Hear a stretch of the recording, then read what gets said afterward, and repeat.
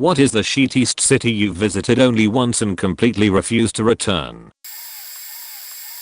As a Niagara Falls, New York native, I left when I was 25. I should take offense to this, except for the fact that you're spot on point. The entire city is one giant tourist trap, heavily dependent on Canadian shoppers and international tourism for revenue.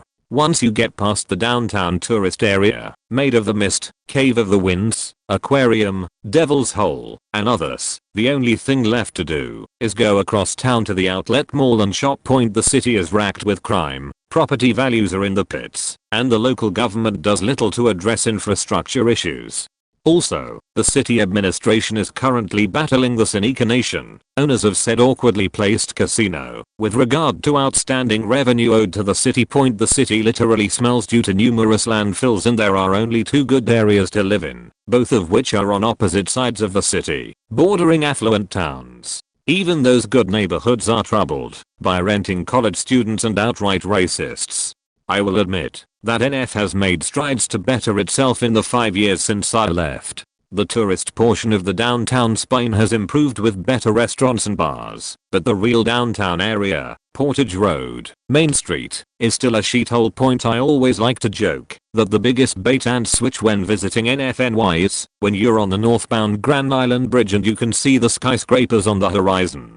To the STID, they believe they are looking at Niagara Falls, New York. Wrong. While they technically are looking at skyscrapers of Niagara Falls, they don't realize those skyscrapers are on the Canadian side. Edit. Specified that Niagara Falls, New York is heavily dependent on Canadian tourism for revenue, not the actual government of Canada itself. I've been to a lot of places. China, Thailand, South Africa, several island nations scattered across the world, most of Europe, Brazil, and a handful of other places. The worst place I've ever experienced is Chennai, India. If there's a worse place on earth, I don't want to see it. I spent 3 weeks there volunteering at a local clinic in one of the poorer parts of town. For reference, I also spent about a week doing volunteer work in the townships around Cape Town. The townships are thought of as some of the most dangerous places on earth, comparable to the favelas in Rio or the worst inner cities in the US. Chennai was not nearly as dangerous as the townships, but somehow, it was much worse. The stink alone was enough for me. The whole city smelled strongly of human excrement and animal stench. It wasn't that people were poor, although they certainly were, it was that nobody gave a shit. The folks in the townships might have wished for a better life, and would have made one for themselves, if it were possible. The poor in Chennai have given up on the very idea of a good life. Many just live, waiting to die. Some of the things I saw included not a single honest taxi or motorbike. All of them tried charging more than the agreed upon price after we arrived, and would make a big scene trying to shame us into paying them. Or they'd take us to their brother's shop, and wouldn't leave, unless we bought something, or threatened to walk without paying him. A human baby floating face down in a puddle of human excrement. A dead human body with goats eating it as people passively sat and watched. Various dead bodies of many species floating in rivers naked. Starving children burning trash for heat outside the wild. Armed gates of Fortune 500 companies, hotels, government buildings. A group of men wielding metal pipes approaching me from the other side of an alleyway, while their friends blocked the entrance we came in. Luckily my traveling companion had a knife and there happened to be a large piece of wood near me, otherwise we would have been robbed for sure, or maybe much worse. A leper clawing at the arm of my traveling companion, and refusing to stop or leave unless we gave her money. I booted her in the chest, and have not regretted it once. Chennai is the worst.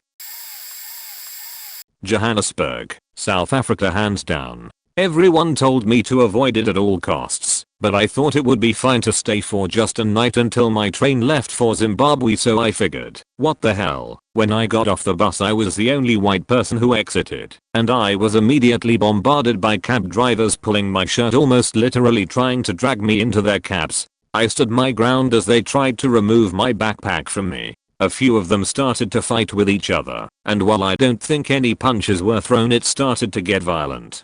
I quickly hurried over to another cab driver who was patiently waiting a little further back. When we started to pull out of the bus lot, another cab driver drove his cab into ours, blocking the exit.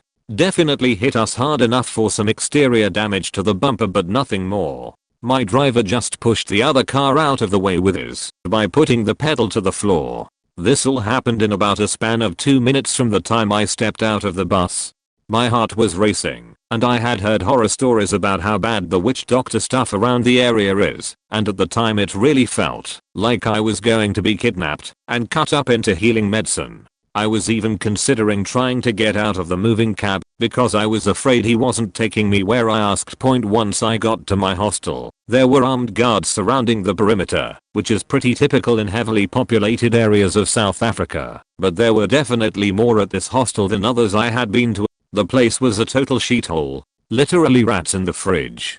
I had a little food to cook, but I couldn't bring myself to cook in that kitchen. After taking a few hours to calm down and collect myself, I convinced myself that I was overreacting and that it's all fine. I got the courage to walk the 1.5 miles to the nearest grocery store. The guy at the desk said it would be fine. It was not. I was such an idiot. On my walk I saw a house burning, and it seemed like no one even noticed.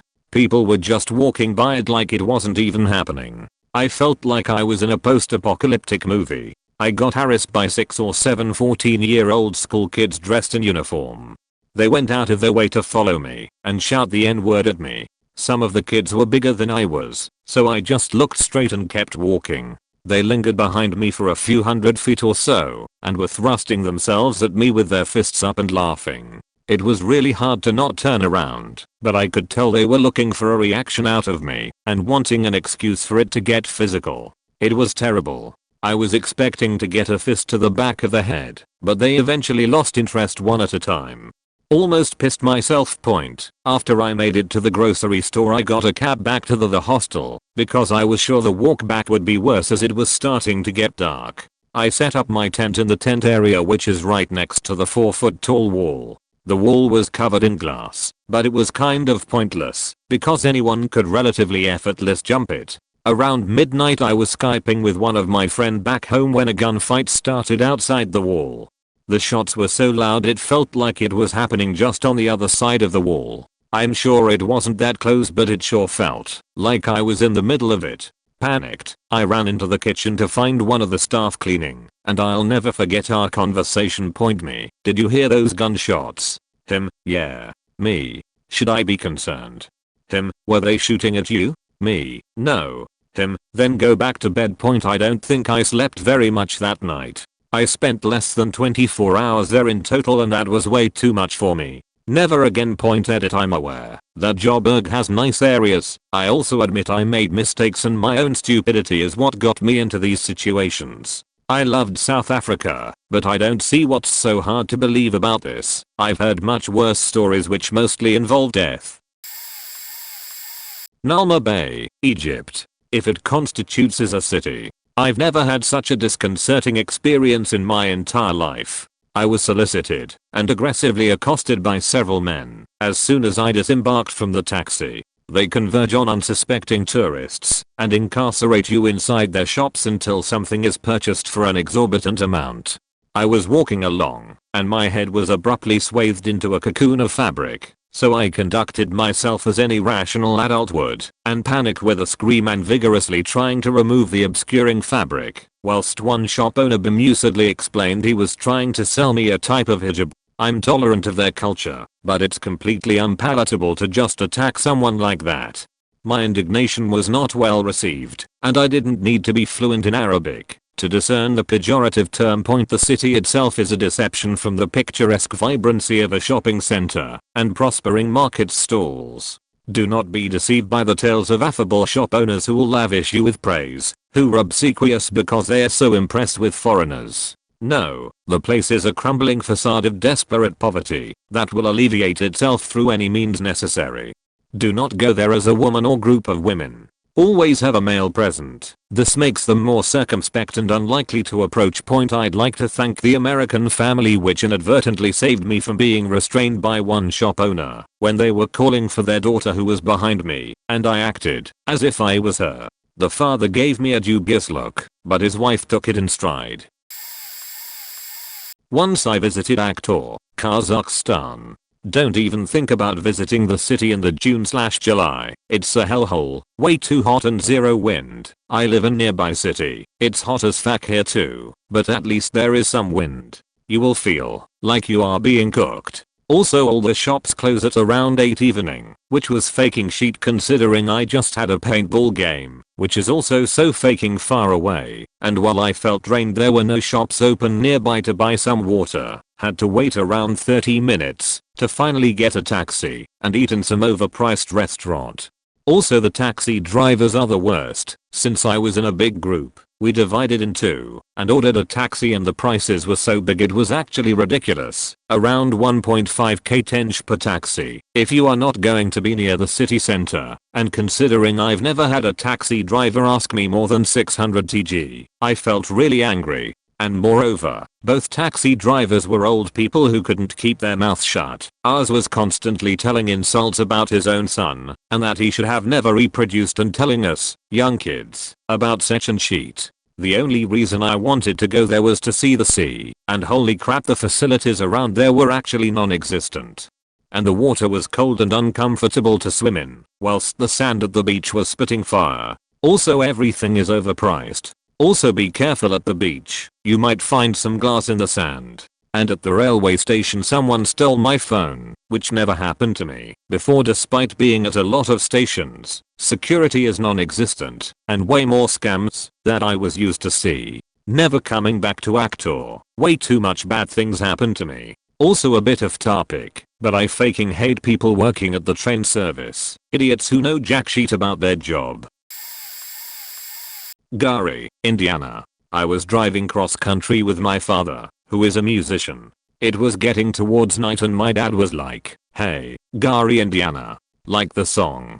We have to stay there tonight." Yeah, no. We pulled off the interstate and were immediately in what looked like a good area to be robbed and shot. Then we got lost trying to find the interstate again. My dad finally stopped at a gas station for directions, and I, an 18-year-old girl at the time, had a horrifying panic attack because I couldn't decide where I was more likely to die, by leaving the safety of the car, but sticking by my dad, or by locking the car doors and hiding in the backseat by myself. Point for the record, while I'm a suburban white girl, I was raised a stone's throw from New York City and was, at the time, driving my mom through some really bad neighborhoods too, 3x/month, to go to a certain hospital for transplant follow-up. Like, gunshots a few streets over every now and again, especially if the appointments lasted towards dark. And I was fine. Maybe it was just that section of Garry, but I will never ever go there again. My dad, the most unflappable hippie you've ever met, was scared. This man walked right up to a schizophrenic man wielding a gun and talked him down. Nothing shakes my father, but that place did. Point never again.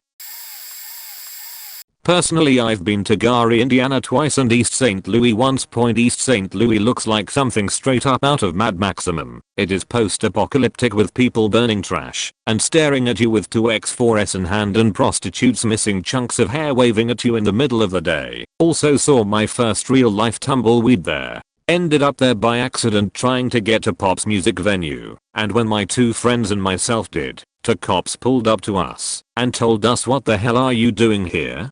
Go down this street and take a right and get on the highway now." Garry, Indiana is like some straight up Tales from the Hood nightmare that is covered in filth, liquor stores/pawn shops/and strip joints. You know you're in Garry the second you cross county line, because it literally smells like a toilet made out of dead bodies. Went there once not knowing how bad it was to buy some weed. Bad choice, but that's a whole nother story.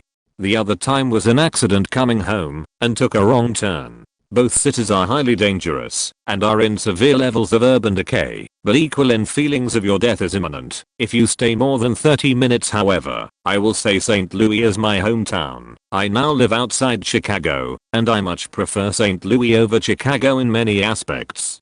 I always get sad when I see all the hate St. Louis gets on Reddit, and I feel it's unwarranted as a whole. The people are amazingly friendly, it's cheap to do anything, or even free for that matter, and the food is incredible. Also better weather than up here in Chicago. I'll take heat over months of obnoxious and depressing snowstorms any day.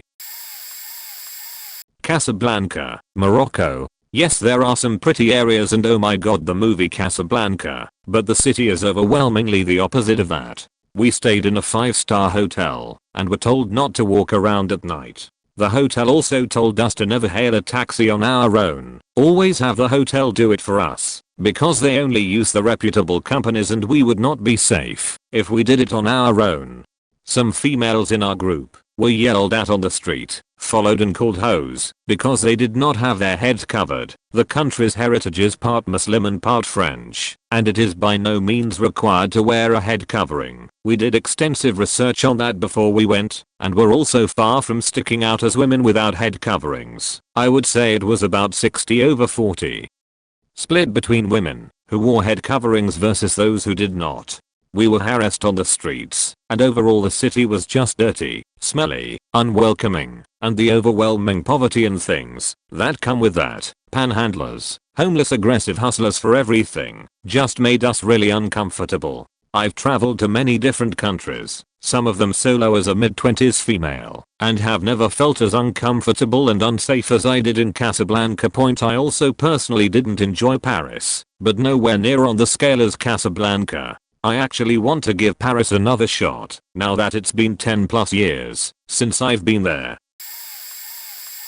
Philadelphia. Never again. Contrast. I'm from Los Angeles. LA is a great city, and yes, we have some rough areas. Really rough areas. However, much of the crime/violence is not random, even in the worst LA neighborhoods. Generally speaking, if you go out walking late at night in the worst neighborhood in Inglewood, you're generally not going to be harassed or jacked if you're basically minding your own business. It's definitely not a great idea to do so, but odds are, you're not going to be faked with.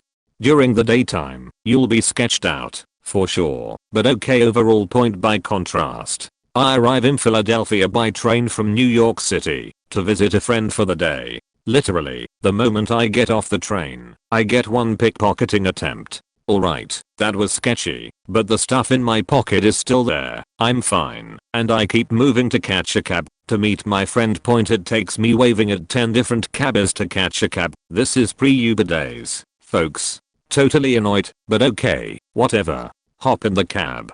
2 blocks later, my cab driver gets into a car accident and proceeds to freak the fuck out. Hops out of the cab and grabs a metal baseball bat from the trunk and starts threatening the driver of the car that he hit. My cabbie was at fault, by the way. I'm not badly hurt, but I write down his info before I leave the car and grab my digital camera to snap pictures of the plate and scene before I leave. The cabbie sees me taking a picture of his plates, then turns on me, running after me with a metal baseball bat. In this moment, I thanked my genetic makeup for the gift of endurance and ran as fast and as long as I could toward a train station. This is all during midday, like between 11 AM and 1 PM. So, I decide at this point to meet my friend at her workplace early to let her know I'm fully intact and go shopping while I wait for her. So, we meet, and she points out a more lush place nearby where I can hang out the 45 minutes until she's free from work. While grabbing pizza, I see a guy get shot in the arm, who kept driving his car, by the way. Like, the most casual street shooting I have ever seen.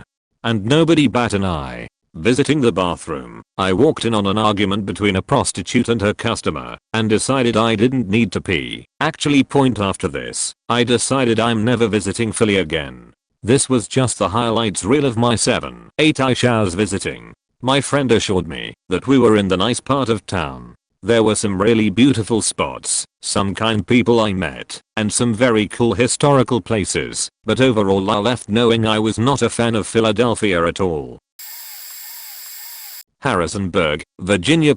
I've told this story here before, but I'll tell it again, because Harrisonburg. A couple friends and I were making our way from Ocean City, New Jersey to New Orleans, Louisiana for the national conference of our fraternity. It was a long drive, but cheaper than plane tickets, and one of my friends had some family in the Carolinas that would feed and house us for a night on the way down. After our first stop, we switched drivers and I hopped in to take us through VAB. We were just coming into the city on a highway that had a raised green median with green hills on either side. We were in the left lane and everything was going swimmingly, even though traffic in the right lane was moving quite a bit quicker with heavy truck traffic. We were behind a utility truck, pickup truck with all the extra fixings and compartments and ladders and such, and were following a reasonable distance, but not following the 1 car length for every 10 miles per hour rule. Traffic was too heavy. All of a sudden, the truck in front of us swerves off the road into the hill on the left. Traffic in front of him was at a complete stop. I was traveling at about 45 miles per hour at this point, and had a little over a second until I hit something in my friend's Chevy Suburban. I drove a very tiny car at the time. I pulled my car right, but there was a tractor trailer coming fast, so I cut back left and clipped the car in front of us, and then we hit the embankment hard. It was a hill, and came to a stop in the grass. The couple in the car we hit were very nice and understanding. We had only dented their quarter panel, but I had royally faked up the front of this Suburban. The guy in the truck drives around us and waves as we go by. Fuck Harrisonburg #1. This was my first car crash, so I was kinda shaken up, but we called AAA and the cops, and it was all good. Point the cop pulls up and is an asshole right away. Made us call him sir, had to line up against the car. Fuck Harrisonburg #2. We were 4 college guys in fraternity letters with a beat up car in a state we didn't belong in, so things were stacked against us to say the least. He tells us he's calling his tow guy, even though we tell him that AAA is on its way. You'll have to go with whoever gets here first. He says couple we hit goes on their way and we see the AAA guy coming down the highway, but he's stuck in traffic because things are still moving slowly because of the accident. Then we see a tow truck coming the wrong way down the exit and this cop parts traffic and lets him come down and back up to us.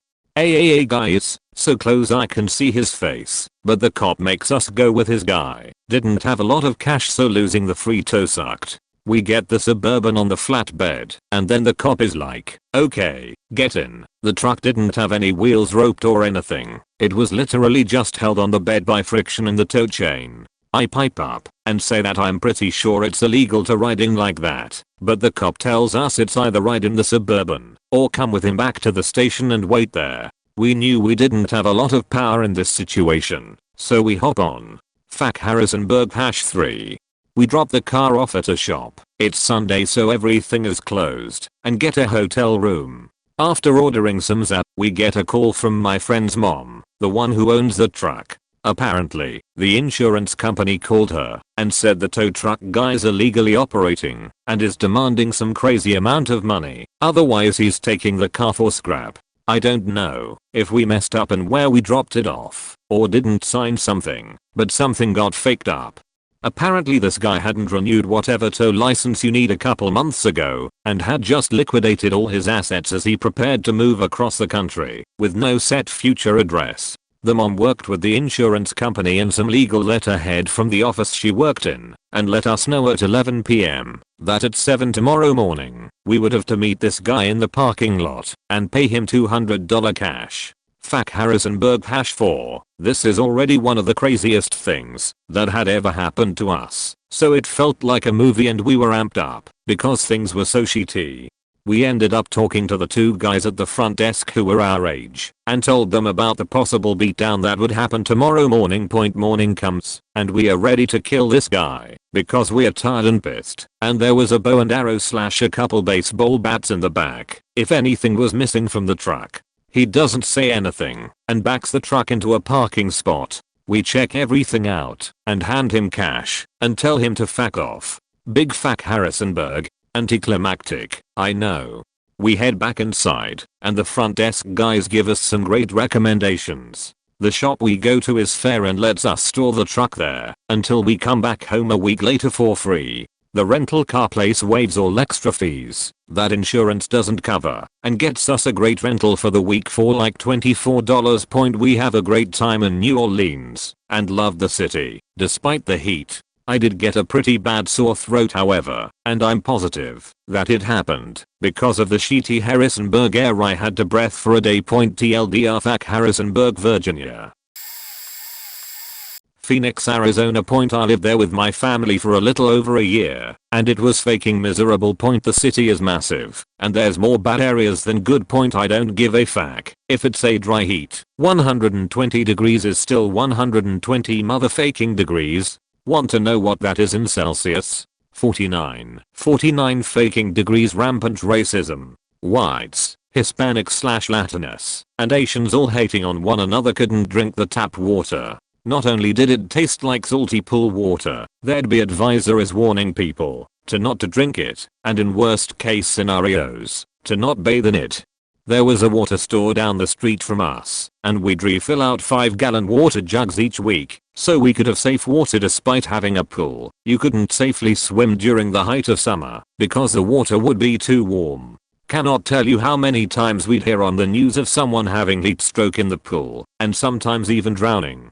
You live in the desert. Huzzah. It's survival of the fittest, and just about everything wants to fucking kill you. If it can't do that, it will hurt you very much. Just about everything bites, stings, and is poisonous or venomous in some way. And scorpions. Scorpions fucking everywhere. Aside from the heat, the weather was usually at some extreme.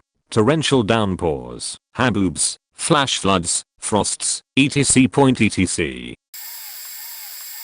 Tijuana, Mexico. I was on vacation in San Diego, and at that time I had never left the US, so I took the train to the border crossing in San Isidro. Getting into Tijuana is no problem. You walk in by following the crowd, no checkpoints, nothing. In 2008, you can walk into Mexico carrying a hooker and a machine gun, probably. Then, you are hit by the kids selling chiclets. Soon after that, once you get off the pedestrian bridge, you get hit by the drug dealers.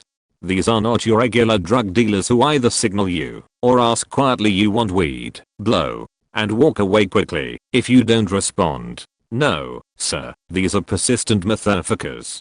They don't care if you say no. They will follow you for longer than you are comfortable with, repeating over and over the things they have for sale. Oh, you know what drugs? How about guns, girls, what you want? At this point, when the drug dealers finally stop harassing me, I stop to ask 2 police officers if I'm heading in the correct direction to reach Avenue del Revolution. They then suspiciously question me, asking me the same questions over and over. Why are you here? What are you trying to do here? Buy guns, drugs, girls? Why are you here? They simply do not accept my explanation that I'm on vacation in San Diego and have never been to Mexico. Keep in mind, it's like 11 AM, broad daylight. Then they tell me to empty my pockets, giving everyone in the area a good look at how much cash I have on me, my wallet, my iPod. Thanks guys. After that I'm told to pick up my things and go away, with no directions to Avenue del Revolution.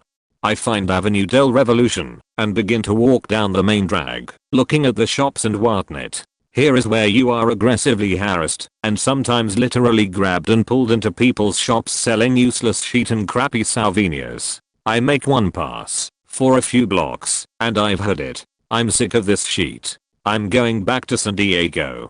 If the line into Mexico is quick and easy, the line out of Mexico, back into the US, is not. I'm standing in a long line, moving slowly. I see people being pulled out of line by border officers. People screaming, crying, people passing money to border officers. I want to be back in the US. I finally get to the gate, answer their questions, and I'm back on US soil in San Isidro. I very nearly fall to my knees and kiss the ground. Tijuana, and I'm never going back.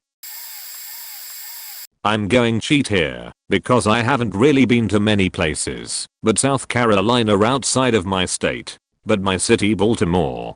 Baltimore is such a fucking dump, lacking in personality or anything really interesting to do. It's now being bought up by everyone around with money to make it an even more boring and personality lacking place in TJE future. For example, the CEO of Under Armour got the money up to build a new neighborhood in a place here named Port Covington that was nothing but warehouses, factory, ports, and surrounding neighborhoods of poor/working class whites.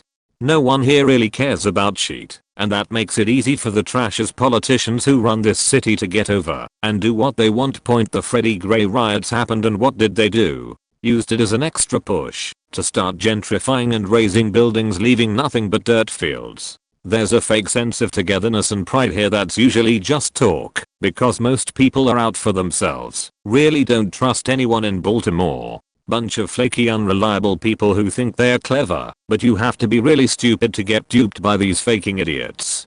Not to mention the streets are shit and everyone here drives like they can phase right through every faking thing. And it seems like we get the shittiest, most moronic people from other cities/states. I call it the city, where everyone else sends their shit east. Like people who come from some place like New York and are surprised at how cheap the cost of living here is. Yes, because who the fuck wants to live in Baltimore? It's so dull and bureaucratic, so it attracts the most soulless, dull, spineless, boring motherfuckers you can find.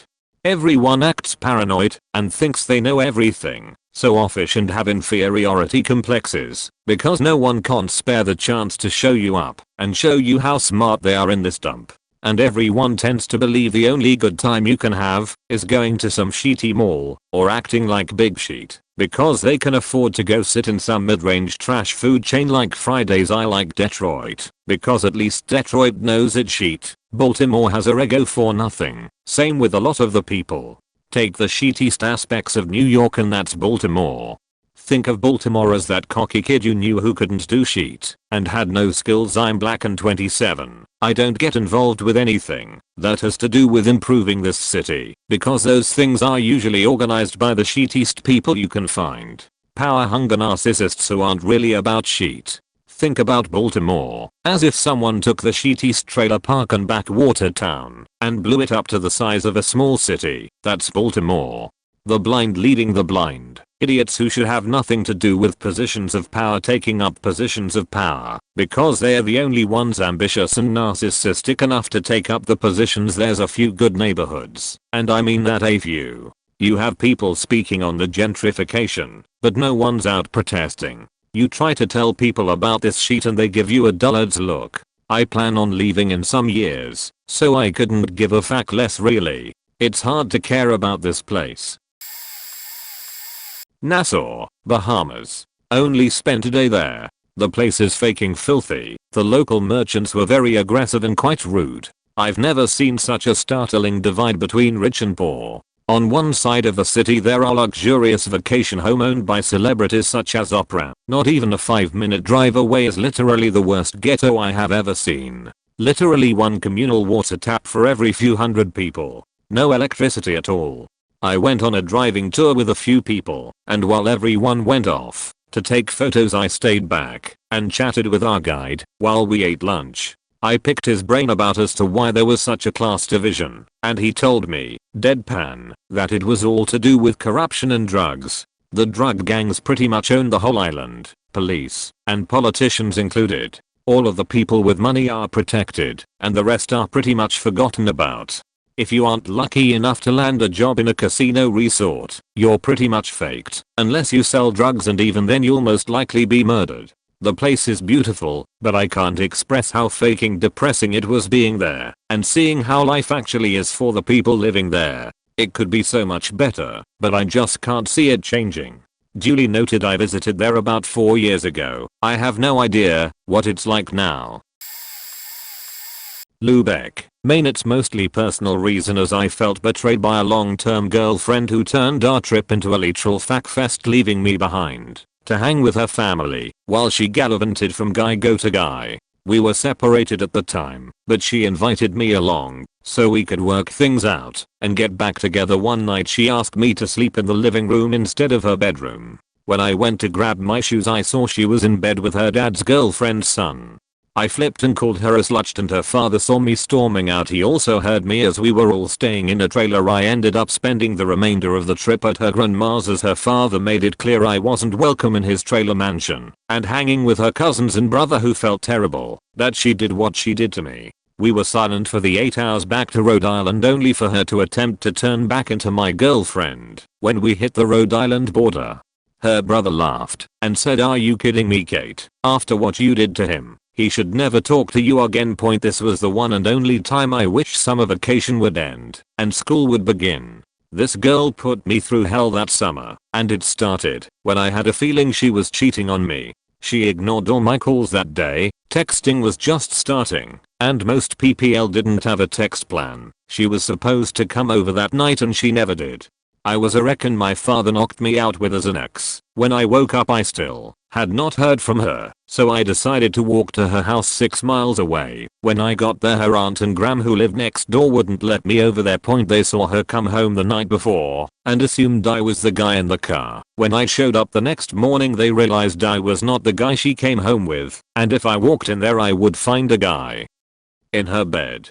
And a fight would have ensued as I beat his naked as course he knew she had a boyfriend. I broke up with her that day, and it led to a summer of her trying to make it right, culminating in that trip to that god-awful town of Lubeck. If it weren't for her brother and cousin I would have probably walked home or something stupid. This girl wrecked me and put me through hell, but she was my first love, and I lost my virginity to her, so I was in deep. In the end she got what was coming to her. I won't detail what happened to her, but trust it was bad and her life proceeded to downward spiral. She reached out to me about 3 years ago and profusely apologized to me, explaining how bad she was and how good I was to her and that I was the best thing that ever happened to her. I thought, wow, she must really have it bad if she thinks I have my life together and was good for her. Wow, I got off on a tangent there, sorry all, and although it's a shitty hick town with nothing to do except visit the local liger and pick blueberries, every resident would religiously watch Buffy and Charmed every morning as they were all unemployed and just drunks. I will never ever go back to this hellhole unless it is to buy all the blueberry farms out from under them. Yes, I'm salty. I've been through Wacko, Texas many times, but only spent the night there once. It was a motel near the intersections of 2 interstates. One-way service road nightmare from hell. I checked the map, realized I was in a food desert. To get near anything, we have to drive the wrong way to get to the other interstate and then go the wrong way again until we could get flipped to get back to the first interstate, basically making a few blocks an hour ordeal at least, so I opted to walk. Scoped out a pizza place that I really wanted to try. Shortest route was through some fields, down the railroad tracks, zigzagged around through the industrial section, counting different types of trash as I walked. I opted for a specialty pizza and was pleased with my purchase. However, I noticed there were 50 times as many hypodermic needles than work gloves earplugs on the roadside. If you really want to get the feel for a town, take a walk. I've walked through literally hundreds of towns and never seen so many needles discarded so carelessly on the roadside. I had to dodge them like they were snakes. It must really suck to grow up there. I will never be back to a town that makes it so difficult to move around, much less has so many people on drugs. Maybe the planners were on drugs too. Ruffle.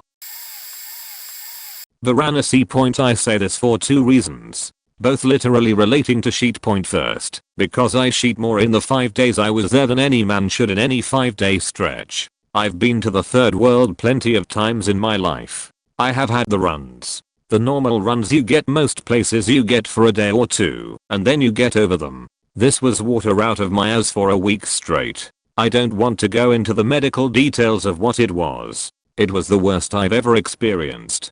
I didn't have hemorrhoids before that trip. I did after second. The streets were the sheet east. Cow pup, dog pup, human pup. I got the sense, while I was there, that they don't really have sewers, or at least most people and creatures don't really know they exist. Most of the toilets are those holes in the floor of the bathroom. A lot of the world is like that actually. You can imagine how that turns out. But this means many people there also don't really know how to use Western toilets. So when you did manage to find one, it was always in the worst possible condition. The first person to use it didn't flush, nor the second, nor the third. You can tell that someone might have tried flushing, but it just clogged up, and then every person after either passed on using the toilet, or didn't have a choice. Then of course nobody wants to clean it, so there it sits, a tower of sheet on the one Western toilet in the southern half of Varanasi. I was one of the ones who didn't have a choice point, so I'm never going back. Point edit. A third reason's also related to sheet exists. The sewers that do exist all run out into the river, where people swim among the half-burned corpses, industrial runoff, and the several dozen sheets I took on Monday because I ate something with parasites in it. The city is sheety.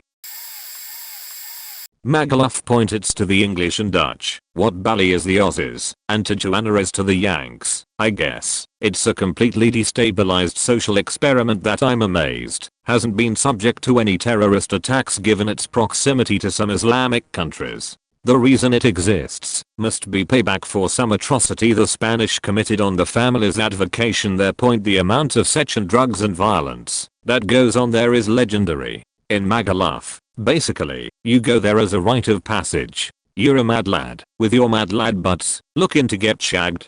And trust me, you will get shagged. You'll get shagged good and proper. But you'll also see other people getting shagged. And you'll see the result of that shag spewed over the pavement, mixed in with all the vomit and burnt pasty. Englishmen point, your hotel will be like the buildings you see in pictures of liberated Iraqi villages. The swimming pool will be full of condoms and piss.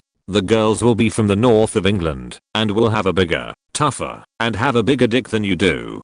The food is less to die for than fighting for a right to fuck an orangutan. And everyone is either super horrible to one another, or they want to shag you and give you gonorrhea. Point, the locals hate everyone there. And it's one of the few places where their roads are 80% liquid. Point, and the amazing thing is that there are lots of places that are like this, but none have the persistence of Magaluf. It's like this every day. My mother went there, and it was like this. And I've gone there, and it was like this. On or off seasons, it's like this. New York City. In addition to the horrendous company of my very Winnie and unbathed now ex and his cliquey smarmy friends, the city was overwhelmingly loud, busy, and smelly. I grew up in the Willamette Valley. Never come here if you have grass allergies. It's literally the worst on the planet for those. And my father was so quiet he didn't even listen to music in the car. So the noise and bustle of the city were a real shock. Point, plus, the guy I was seeing at the time did stupid stuff. Taunted some homeless people with a huge crate of White Castle burgers, which were for some kind of challenge, so that they chased us for several blocks and tried to cut my hair off. He left the burgers to rot in our hotel room in Jersey, but that isn't New York City's fault. B insisted on walking on an ankle he had obviously twisted going down some stairs to a ferry that would take us around the Statue of Liberty until it had swelled up the size of a softball and turned purple, which resulted in him whining and sending me for ice instead of letting me look at the statue. Plus, him forcing me to push his ass around the Museum of Natural History in a wheelchair, while also carrying our bags and all our collective shopping for the day, which meant I missed most of it, because he was pretending also to be mostly blind, and he didn't look to see when anything closed, so everywhere we went we were running through to see as much as we could as fast as possible. So the things I remember most from the trip are being chased by bums and the smell of piss in the subway. Bucharest, Romania. Point, was backpacking with my grandparents when I was 15, and we got a taxi from the border to Bucharest. As we got further into the city everything looked dirty and unloved, and we felt on edge in a way we'd never felt on the trip. My nan is a seasoned traveler who has backpacked in some dicey places in her life, and she said she didn't feel safe. Anyway, we made our way to the main station to decide where to go to get out of the city. We sat in the station's McDonald's waiting for the ticket office to open. We noticed a young girl begging. She was younger than me at the time. She was making her way round Max's begging and picking up hot chips off the floor. We kept watching out of morbid curiosity as she got to two young lads aged about 17. They started chatting to her and pointing at the menu board. Next thing, she's on her knees sucking one of them off as the other one goes off to the counter and comes back with a Big Mac. Then she moved on to the second guy. Me and my grandparents sat there in disbelief. My granddad got really embarrassed and told me no to look. After the girl had finished they gave her the Big Mac and told her to get lost. My granddad went to tell the counter staff and they just shrugged like it happened a lot. When the ticket office opened we noped the fuck out of there on the first train to Hungary. TLDR, with my grandparents. 15-year-old me witnessed a girl give two guys blowjobs for a Big Mac in the middle of McDonald's at Bucharest station. Memphis. I was there on business and was all excited to check out Bale Street because, hey, public drinking. It is the middle of the summer, so on the drive in from the airport, I see absolutely no one on the street except for a few homeless looking, at least, people. The whole city just looks deserted. We installed things all over the city, so I was able to see a lot of the locations over the next 2 days, and it was all the same. After work, we decided to walk to Bay L from my hotel, which is only a handful of blocks, grabbed a big beer, because I thought it would be something like Bourbon Street and we were going to be strolling for a while. And then got to the end of the block, and realized I was already halfway done. With all the police presence around it, it just seemed so themelandish, not like Bourbon Street, that feels a bit more authentic. The place we ate on Bourbon Street wasn't very good, and we went to a good BBQ the second night, which was the only thing worth talking about. I looked for a place with some good music, but, of course, it all has to be the same blues playing in almost every place. Definitely just touristy. The whole was basically overrun by frat boys and bachelorette parties. I stayed out for a while and watched some street acts. And this guy just starts chatting me up, which I'm fine with. Eventually he hits me up for some money. I guess the law there is no panhandling. However, you can ask your friends for money, so they have to befriend you first. Fact that. I want my beggars to just straight up ask for money, so I can tell them yes/no quickly. Point on the way back, those 3 blocks were almost completely dark, and I was propositioned by a hooker that I considered paying to just go away. Then a guy popped out of an alleyway as I walked by, and started walking behind me. I was a bit nervous, but luckily, I was right near the hotel. When I got in, I thought I was just being paranoid, but I looked back over my shoulder and the guy was walking past the hotel looking straight in at me. He then stops and just turns around and goes back where we came from. I felt a little less paranoid and more justified at that point. We went to Graceland, which was meh, but the area around it was so depressing. Same thing, I visited a friend who lived in the suburbs, and on the drive out there, it was exactly I think about when I think of suburban hell. Sprawling, boring, nearly identical houses in fake little communities. When my wife was looking for programs for her fellowship, when she asked me if there was any place off limits, my only restriction was not Memphis. Harrisonburg, Virginia. I was on a motorcycle trip to DC from Birmingham, Alabama. I spent my first night at a campsite in Cherokee, North Carolina, just off the Blue Ridge Parkway. The second night, I stayed at a hotel in good ol' Harrisonburg. Exhausted, I disrobed and called Domino's for some delivery Sammys and wings. I answer the door for my pizza, and there's the pizza guy, with a big slobbering pit bull stumbling past him down the sidewalk in front of the rooms. Now, I had already noticed a rough group of guys, 4 guys in an old, beat-up work truck, that had been loud, and were smoking and drinking furiously just 2 doors down. Fortunately, they had gone out to a bar or to pick up some meth, or whatever. Well, they had left their dog locked up, and he had completely ransacked their room, eating all of his food, and had chewed up several prescription bottles, and from the amount of drool I assume he ate the contents. I love pibbles. I have 2 myself, and I understand dogs' body language pretty well, having worked at a vet for several years. The dog started wandering off towards the highway, so I tried to lure him back with a drumstick. Not interested, and did not like me holding his collar, so I tried luring him into his room. No luck. Eventually I get freezing cold, and lose the dog and give up. Like 30 minutes, cue the dipsheets. They get back to their room, and instead of coming together in an effort to find their dog, they begin beating the shit out of each other about who left the pills out, etc. I'm standing peeking through my curtains, because I'm keeping my eye on my motorcycle in the melee, and because I'm watching this one dude just take punches to the face, like they were nothing. I mean, his head would go back to where it was and completely expressionless, whilst talking shit. This seemed to anger the gentleman throwing the punches, so he proceeds to pull a knife and hold it to the guy's throat. Meanwhile, he's telling him, do it, Bussy Beach, etc. Anyways, cops showed up, and I went outside to talk to the guy who was taking punches to the face. While the cops were still there, the nifty punch faces in the back of a police cruiser in handcuffs. Obviously. The guy said, yeah man, he just didn't like how I was eating those punches like cake, so, never staying there again. I'm a little late to the thread, but Memphis, Tennessee is the absolute worst shithole of a city I have ever visited, and I live in Florida. I went there with my college roommate in 2010 for the UCF Georgia Liberty Bowl and we stayed down in the nice part of the downtown area on Bale Street. Well, the game was on New Year's Eve, so after the UCF stunning victory we all went out. I had met up with a large group of friends from college, and we went to a few places for the evening. Of the 3 places we had went to, each had to cut music and turn on the lights, so police could enter and break up fistfights.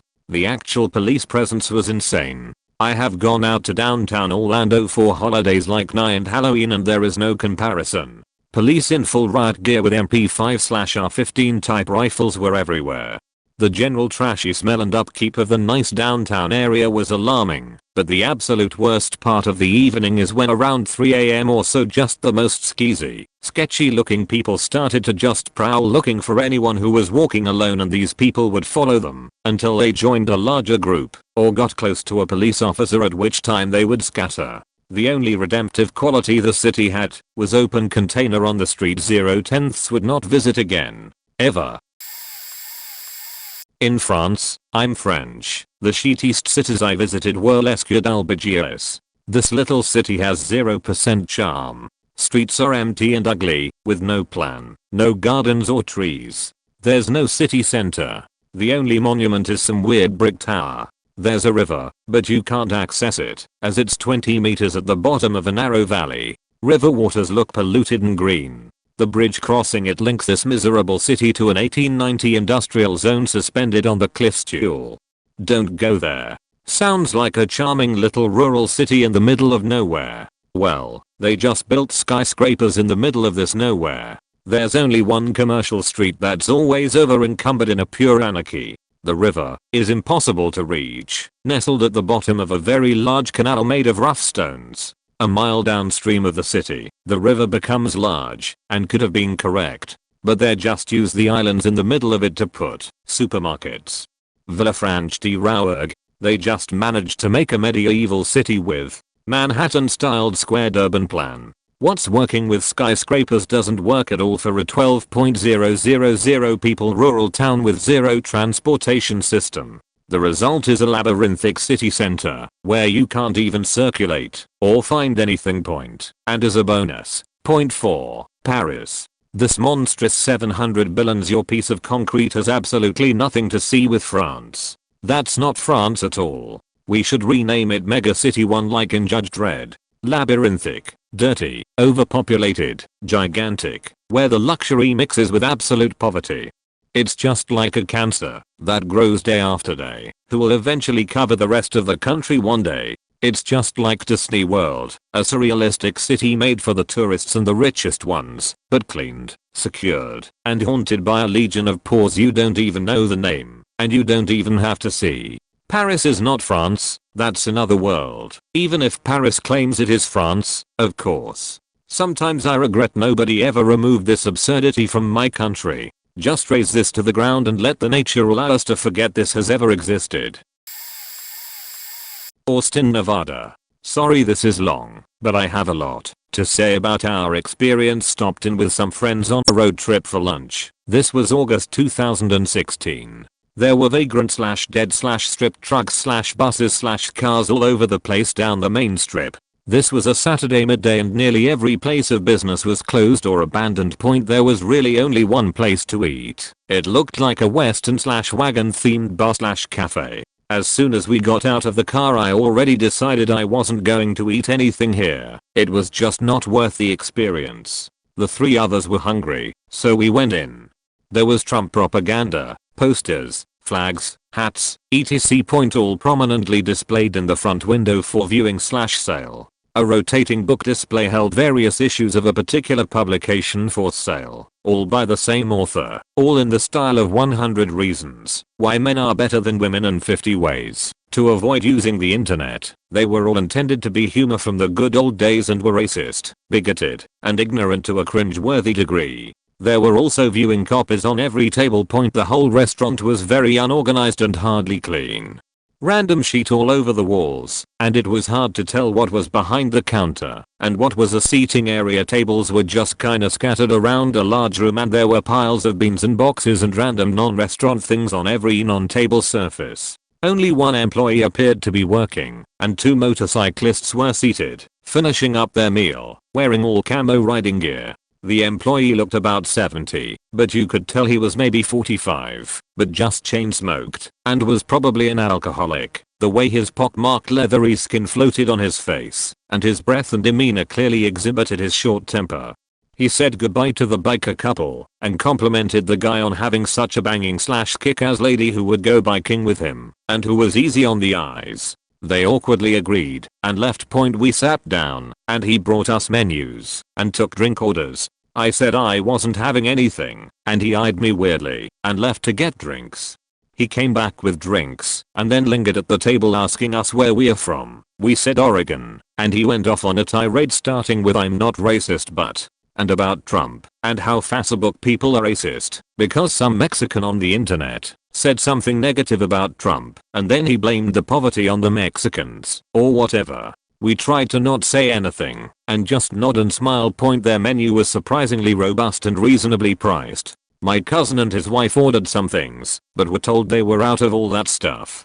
Okay, they found something else on the menu they did have. My wife ordered a veggie burger. Never imagined they'd have that, because we are both vegetarian. He makes some joke about Oregon and vegetarians and us all being tree-hugging liberal hippies. Smile and nod. Meanwhile another guy walks in by himself, orders an iced tea and a bacon cheeseburger, gets the iced tea and waits. Another older couple enters, and when seated, says, "May I please have a menu?" And the employee dude loudly proclaims to nobody in particular, except to everyone in the place, "See, now there's the kind of language we need more of. Thank you for using proper English." Clearly he's not upset about immigrants. The dude leaves through a side hallway, and emerges with a lady, I assume his wife, who goes to a back room that we'll learn is the kitchen to make all the food. Later the guy brings our orders and the other patron's bacon cheeseburger, except the veggie burger for my fiancé, except it has bacon on it. The other guy's bacon. So while we are waiting for him to return to get the order fixed, he comes back with another veggie burger, thinking we ordered 2. We say no, we only ordered 1, and this first one has bacon on it. He tries to argue with us that we definitely ordered what he brought, and why wouldn't we want this food. I leave for the bathroom. Turns out the side hallway goes to the other half of the building, which is a bathroom between. The hallway is plastered with probably 30 years of photos from the bar, every single one with some old guy showing his age progression. Apparently some local old dude practically lives at the bar. Also the bar was open, but there were no lights on, just 5 or 6 bar stools and 2 tables. The rest of the bar was piled with boxes of random shit. Could have probably fit 5 more tables, but completely filled with junk. The rest of the meal was pretty uneventful other than the guy continuing to make random Trump remarks to anyone who would look up, and especially me, since I wasn't eating. He glared at me, as if he didn't trust me, because I wasn't ordering anything. We called it Trump Cafe. Never again. This may not be popular opinion, but I'd have to say Venice, Italy. I fucking hate that place. There is like nothing to do there, except walk over small bridges at scaly smelly water, buy glass trinket, watching glass trinkets be made, which is cool, the first time. It's boring after the 10th, because there is nothing else to do, but everything aforementioned is just me not caring. I'm sure there are PPL who would really like it, but my biggest strife is the ducking people. Fuck Venetians. They are the biggest pricks I've ever met in all my traveling. And I've traveled quite a bit. I've traveled every Mediterranean European country, Dubai, Pakistan, and most of contiguous USA. I've never met a group of people more stuck up, uncaring, and complete assholes, until I went to Venice. Literally within 5 minutes of setting foot into that city a guy wanted to fight me, because my shoulder brushed his on accident on a crowded street. He only stopped his asshole ways when he saw I was with my family. 2 minutes later on the same busy faking street some chick's earbuds got caught on my sister's bag and she faking flips sheet. I spent 4 days there. I hated every day except for the first, since I still did things that I wanted to do there, but after 1 day there's not much else to do. Then again, maybe I don't know everything to do there, and we just so happened to come across some assholes. But I even asked my friend who lives in Italy. He even said that they can be pricks, and he doesn't like visiting it either. I'll say Watertown, New York, but any smallish town in the northeast United States/southeastern Canada. Think Gananoque for Canada. All small towns of the St. Lawrence Seaway, northern New York State and New England. I grew up in this part of the world in one of these towns, and my parents loved taking road trips to Boston, New York, Montreal, etc. I've been all over northeastern North America, northern New York State, and bordering towns in the Thousand Islands region of southern Ontario are pretty bad. Small towns in Quebec are the only exception to this. It really is La Belle Province. Albany is another city that looks like a ghost town today. It's so painfully obvious that that part of the world is on the decline, and it has only continued to be neglected by political interests, especially in terms of medical care and industry. Mining was large in some areas, and the environmental impact has ruined any natural beauty. Mental illness and drug use are rampant. The population is unsurprisingly on the decline. Our left, and the large-scale immigration that the government promises will bring in new skilled workers to revitalize the economies of these towns never actually happens. Immigrants go to large cities, and I don't blame them. Make no mistake, however, they are not the same as early settlers from Europe, settling in depopulated farming areas. There are no doctors, no lawyers, no pharmacists, no dentists, no manufacturing, only the elderly and those too sick to move away. Infrastructure is crumbling, and any money entering the local economies is quickly siphoned away. In more tropical climates, at least the warm weather makes small towns seem welcoming and habitable. Towns in northeastern North America seem like places where mass murderers live in the winters. They are difficult to get in and out of, and any important goods require driving an hour to the nearest major city. To get point, I live in a major city now and plan to move south as soon as I finish school. I've come to really resent the Northeast. There is nothing here for anyone with any ambition or talent. Lemme tell you about Clayton, New Mexico. In 2010, my college roommate and I decided to travel from our college town in Alabama to Colorado for a ski trip. On our return drive, we passed through this little blip on the map and decided to stop for some fuel for our bodies and car. We enter this Dairy Queen off the main road through town, and straight away this eerie feeling came over the both of us. The entire restaurant was silent, save for the beeping of the fryers. We placed our order, paid, and got our food without hearing a single word from our cashier. We sit down at a random booth and start eating, while most of the staff just stares at us. My roommate looks up from his burger, pauses, and points to the wall where there is a black and white photograph of a man post-execution, just hanging from the gallows. This really unsettled us, as that's not a picture one would expect to see in a family-oriented restaurant. A few minutes later, a van pulls into the parking lot, and out pours a man, woman, and no less than 8 children. They all enter the restaurant single file, and sit down at a couple of booths. Simultaneously, they all begin to stare at us. You know that mild chill you get when someone looks at you? Multiply that by 10. One of the younger children starts to say something, but is immediately silenced by a shush from her older sister before she could complete a single word.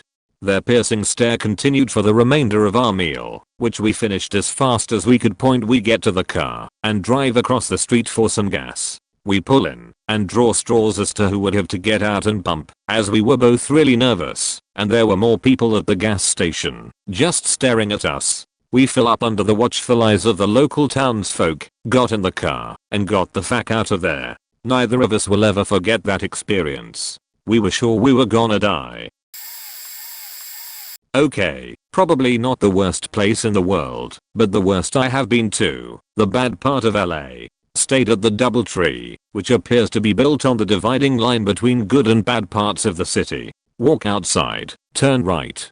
Do not turn left. The number of homeless people there is amazing. We decided to catch a bus to the Santa Monica Pier, which took an hour to travel, a distance I could have walked in half an hour. Not sure whether we were going in the right direction. I asked the only other person on the bus that looked like they spoke English.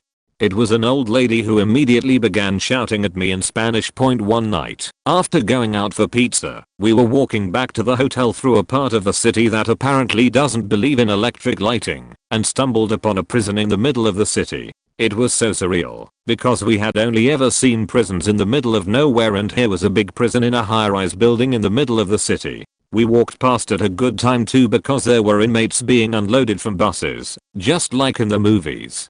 Men in bright orange and women in white, or the other way around. There wasn't even a fence, although they were all shackled together, so they couldn't escape, unless they were planning some sort of high-speed conga line point, since the area outside the prison was so dark we watched for a while, but it felt like we were doing something wrong, and left before someone asked what we were doing there. We headed back to the hotel, and felt fortunate that we didn't run into any wallet inspectors.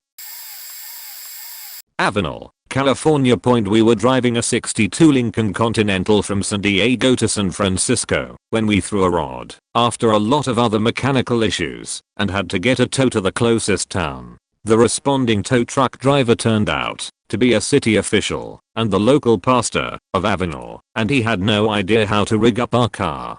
So while I rode in the cab, my buddy sat in the Lincoln to make sure we didn't fishtail. On our way in, the conversation went something like this. Me: so, what's Avenal all about? Driver: well, we used to have the oil fields, but them all dried up, so we got ourselves a chemical disposal site, but that got out of hand. By this time I'm noticing that the closer we get to Avenal, the deader everything is, but we are getting a new prison, so we are hoping that makes us some money. He dropped us off at the only motel in town, and, as we were checking in, through the bulletproof glass, a car came to a screeching halt, and the occupants yelled out, "Don't stay there, they'll rob you." Then they sped away as the tow truck driver slash city official slash pastor told us don't mind them. We got our room and settled in, and I was the first to go to take a shower. The bathroom was shared with the adjoining room, more on that in a bit, and neither door had locks. I figured the sound of a shower would be an indicator it was occupied, but whenever we were using the toilet, we had to hold on to both door knobs to make sure we weren't walked in on. After my shower, I got dressed and walked out into our room, sitting in a chair and putting my feet up on the bed. My buddy told me I needed to change my socks, and I told him I just did. Then I looked at my socks and saw that they were almost black from just the short walk to the chair. That night, while having cockroach races, we'd each choose a cockroach on the ceiling, pick a destination, then see which got there first. We heard someone try our door. Mind you, the locks were janky. I threw my mag light at the door and heard them slowly step away. We spent the rest of the night taking turns sleeping in a chair leaning against the door. While all this was happening, in the next room the eldest of the family was on his deathbed, so we basically slept to a man's dying moans and his Hispanic family saying random prayers in Spanish while sobbing. The next day we checked out and headed out to find food and a means to San Francisco. This was our first time walking in the town, and we found tumbleweeds blowing through the streets, one of the Rocky films still on the marquee of the boarded up theater, and no place at all to eat. We went to the Circle K. I thought those places disappeared in the 80s, to figure out how to get the hell out of there, and to get some food, and was told by the clerk about CART, Kings Area Rural Transit. We bought our tickets, ate our Circle K breakfast, hopped on the bus, and have never looked back. Venice, Italy.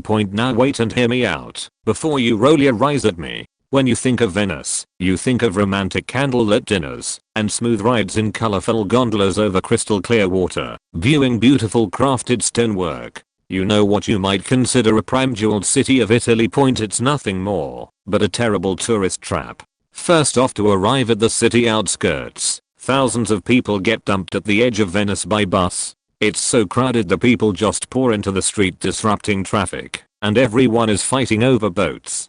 You wait by the edge, eventually flag one down through the crowd, settle on location and inquiry about price, then Mr. Angry Guy barges in and just bids higher. Like this was a fake auction for basic services. Eventually somehow someway you make it to the San Marcos Plaza, a town center in Venice. Every boat in Venice has just been dumping people here throughout the day. It's covered in tourist shops. I'm not talking like culturally inspired knickknacks or trinkets, more like selfie sticks or portable fan stores.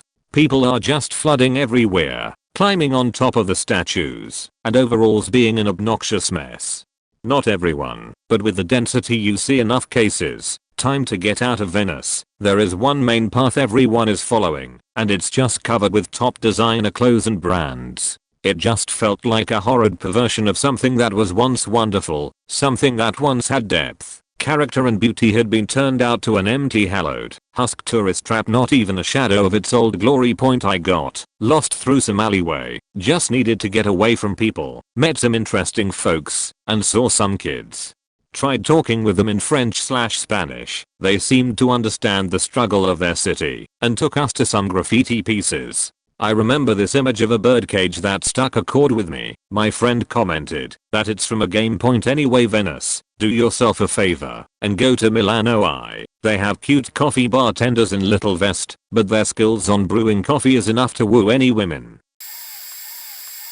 Farmington, New Mexico. Point. Stayed at a hotel there for one night while I was moving to Phoenix. Had 3 different drugged up dudes in the gated parking lot offer assistance in carrying my luggage. It got bad enough that I had my co-driver and an employee handle carrying the gear while I stood at the car with my comically large tire iron resting on my shoulder. I had a 5-foot long tire iron for my tiny Ford Escort's 13-inch wheels. Thing weighed like 70 pounds, and I was pretty buff at the time, so standing there with a scowl seemed to work at making them back off. I mean, I get it. You either want some money for your booze/heroin/meth addiction or to steal my sheet for the same purpose, but seriously, fuck off. I'm driving a faking 14-year-old station wagon. Do you really think my stuff is worth a lot? When I did the reverse move away from Phoenix back to where I came from, I chose to pay the Denver tolls instead of going through an at all. Point. Speaking of Phoenix, don't intend to ever live there again. I didn't personally ever get robbed or anything, but the gangs in the area loved to target people I knew. Had a dude successfully rob a group of 8 people I knew because he was brandishing a faking loaded AK-47 in broad daylight at them. Point. At the time, good old Sheriff Facted Arpaio was still in charge and managing to do absolutely nothing to stop shit like that. But his law enforcement still had plenty of time to pull over a Malaysian friend once every week when he went to do his grocery shopping on his bike after work. Young Asian man riding a bike at 8 PM with grocery bags. Clearly a faking gangbanger, not at all like the squad of actual gang member T.Wats that rented out the top floors of a nearby hotel and used it to scout mugging targets with binoculars. Everybody faking knew you didn't brandish anything valuable along that section of Baseline Road, yet the cops did faking nothing about it. Point. No, the cops were too busy. They had to lock up the non-violent drug offenders under Fuckhead Arpaio's command inside the prison camps. Boston, UK. Literally the shittiest hellhole I've ever encountered. I'm working as a security steward in the Lincolnshire area, and one time I agreed to work at a venue in Boston. Long story short, colleague got stabbed, got jumped by Polish trash. The top nightclub, the whole city during daytime as well, is filled of drunk mixed Eastern Euro factory workers who think they are real G's, and they hate the police, medics, the English people and especially bouncers. During daytime, all you see is white trash Eastern Europeans who are bitter towards the local English population ever since Brexit. Boston had the highest pro-Brexit vote count. Customer service is non-existent. The place is filled with shitty low-quality Polish food shops. The only thing I enjoyed about the place was an Indian fast food takeaway restaurant, which was being operated by a cool Indian guy and his mom from Sheffield. Since I'm a coffee addict, I went to their best coffee shop and the whole place was a bumfest. Point. If I were to become a factory worker based in this city, I would likely kill myself by jumping off their stupid cathedral, since it's the only building high enough to guarantee a swift death. 0/10. Nassau, Bahamas. Went on a cruise. Point. First, walking through the cruise terminal was crowded and way too many sellers getting in your face. They didn't have a bathroom. Luckily a security guard took pity on me and let me use an employee bathroom. Point. Second, dudes just walking up putting bracelets on you, then demand you pay for them. I jerked my arm away and firmly said no thank you, but my poor country boy husband was in culture shock. I had to physically step between them. I'm 5'1". Super threatening. They don't give a shit about the city security walking around. Third, people in the shittiest straw market chasing you down to come see their shop, which is just a section of an aisle. They'll literally try to corner you against the booth to pressure you to buy their handmade stuff. Some lady grabbed my wrist to pull me forth. I was offered weed twice. No big problem with that, but I feel you just don't approach random people when people will be searching you out.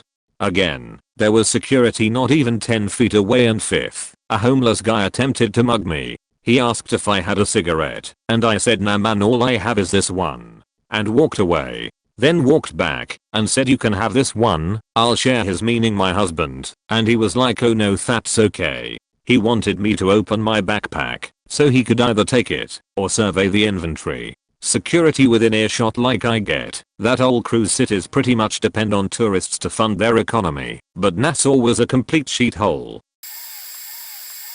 St. Louis was moving across the country with my wife, and we made a road trip out of it, stopping at tourist traps and famous landmarks etc. point. So we rolled into St. Louis and my wife just has to visit the Arch before we would stop to eat BBQ. We love BBQ and St. Louis is obviously pretty famous for it. I was super stoked for the BBQ and did some research online and also had asked some people where we should go. Most people named this one place, can't remember the name, so decided to go there. We start the grand adventure by rolling around for 30 minutes looking for parking down by the river, which is not aesthetically pleasing in any way. Finally park and make our way to the concrete desert that is the Arch and get in line to get in. For those who have never been to the Arch, there is a large room/building beneath it where you enter to get access. This took about 45 minutes. Once inside we had to get in line to get a ticket to go up the Arch. This was another 30 minutes. Once we got our passes we had to wait around for our number or whatever to get called, another 45 minutes. Finally we take this rickety old contraption, not sure how else to describe it, but it might have been the only somewhat interesting thing about the whole experience. Takes us up to the top or the arch point. The doors open to a tiny little hallway covered ceiling to floor in carpet with little itty bitty windows to look out of that are completely surrounded by a ton of people with even more behind them waiting to see.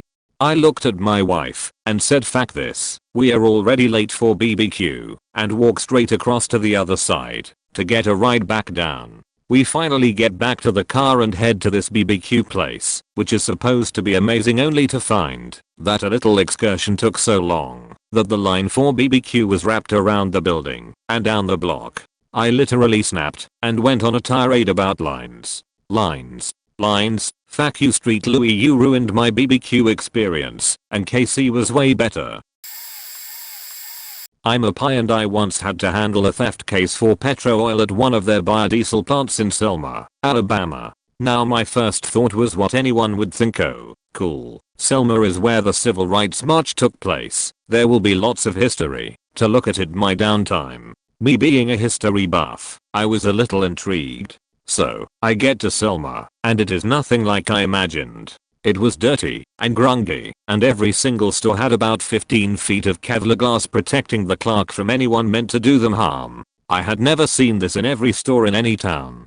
It took me forever to find a hotel that didn't look like I could be robbed at any time. The place I had to sit and watch was out in the middle of nowhere, kind of disconcerting for a 4 minutes and 11 seconds female working alone, such as myself. Thankfully, I'm always armed. I had to watch this place all night while I was there, because apparently the CEO of the job site was having one of his workers order too much copper wiring. Then the worker would come to the job site at around 2 or 3 AM and pick up the extra wiring, and they would take it home, strip it down, and sell the copper to the scrap yards in the area.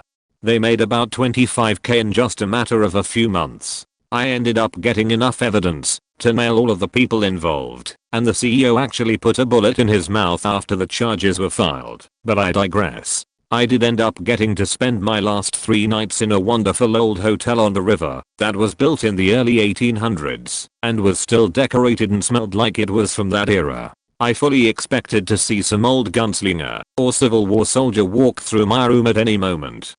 But no such luck. I wish that had been the case. Anyways, back to the town itself. I was truly disappointed. It did have many historical landmarks, and the bridge that the civil rights protesters marched across on their trek, the one where they were met by law enforcement and weren't allowed by them to cross during their first attempt, is still standing today, and it was most definitely worth seeing. The rest of the town however is dark and dirty and a little intimidating and not any place I would ever care to return to.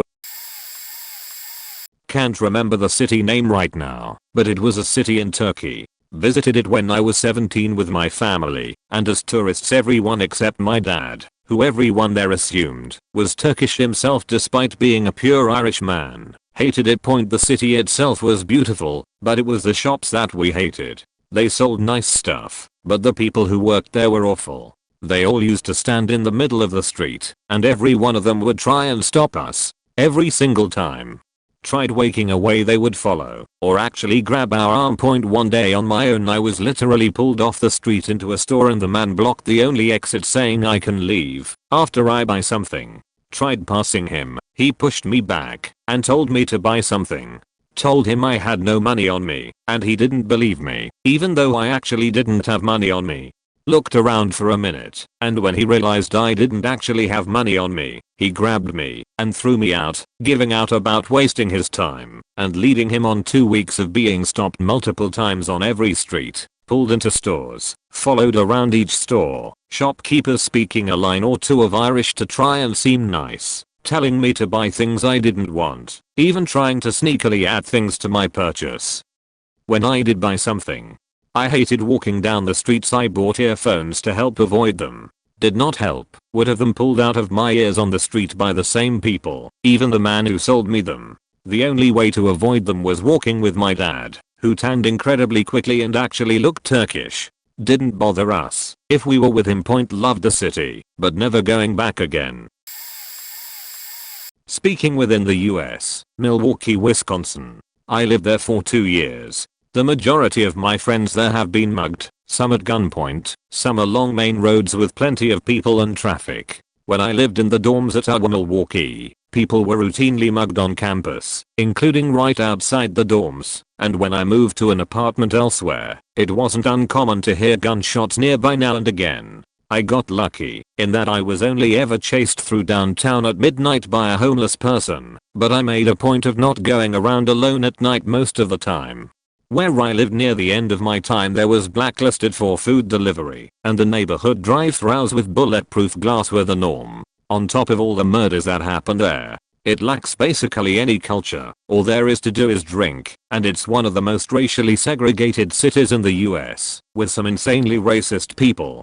Unlike some places that have a lot of violence, but also have culture and life and things to do, there is no reason to visit Milwaukee unless you are obsessed with shitty beer, sewage-filled lake water that makes beach swimming a game of am I gonna get sick, cooking to death in the summer, freezing to death in the winter, and if you survive that, being mugged or shot.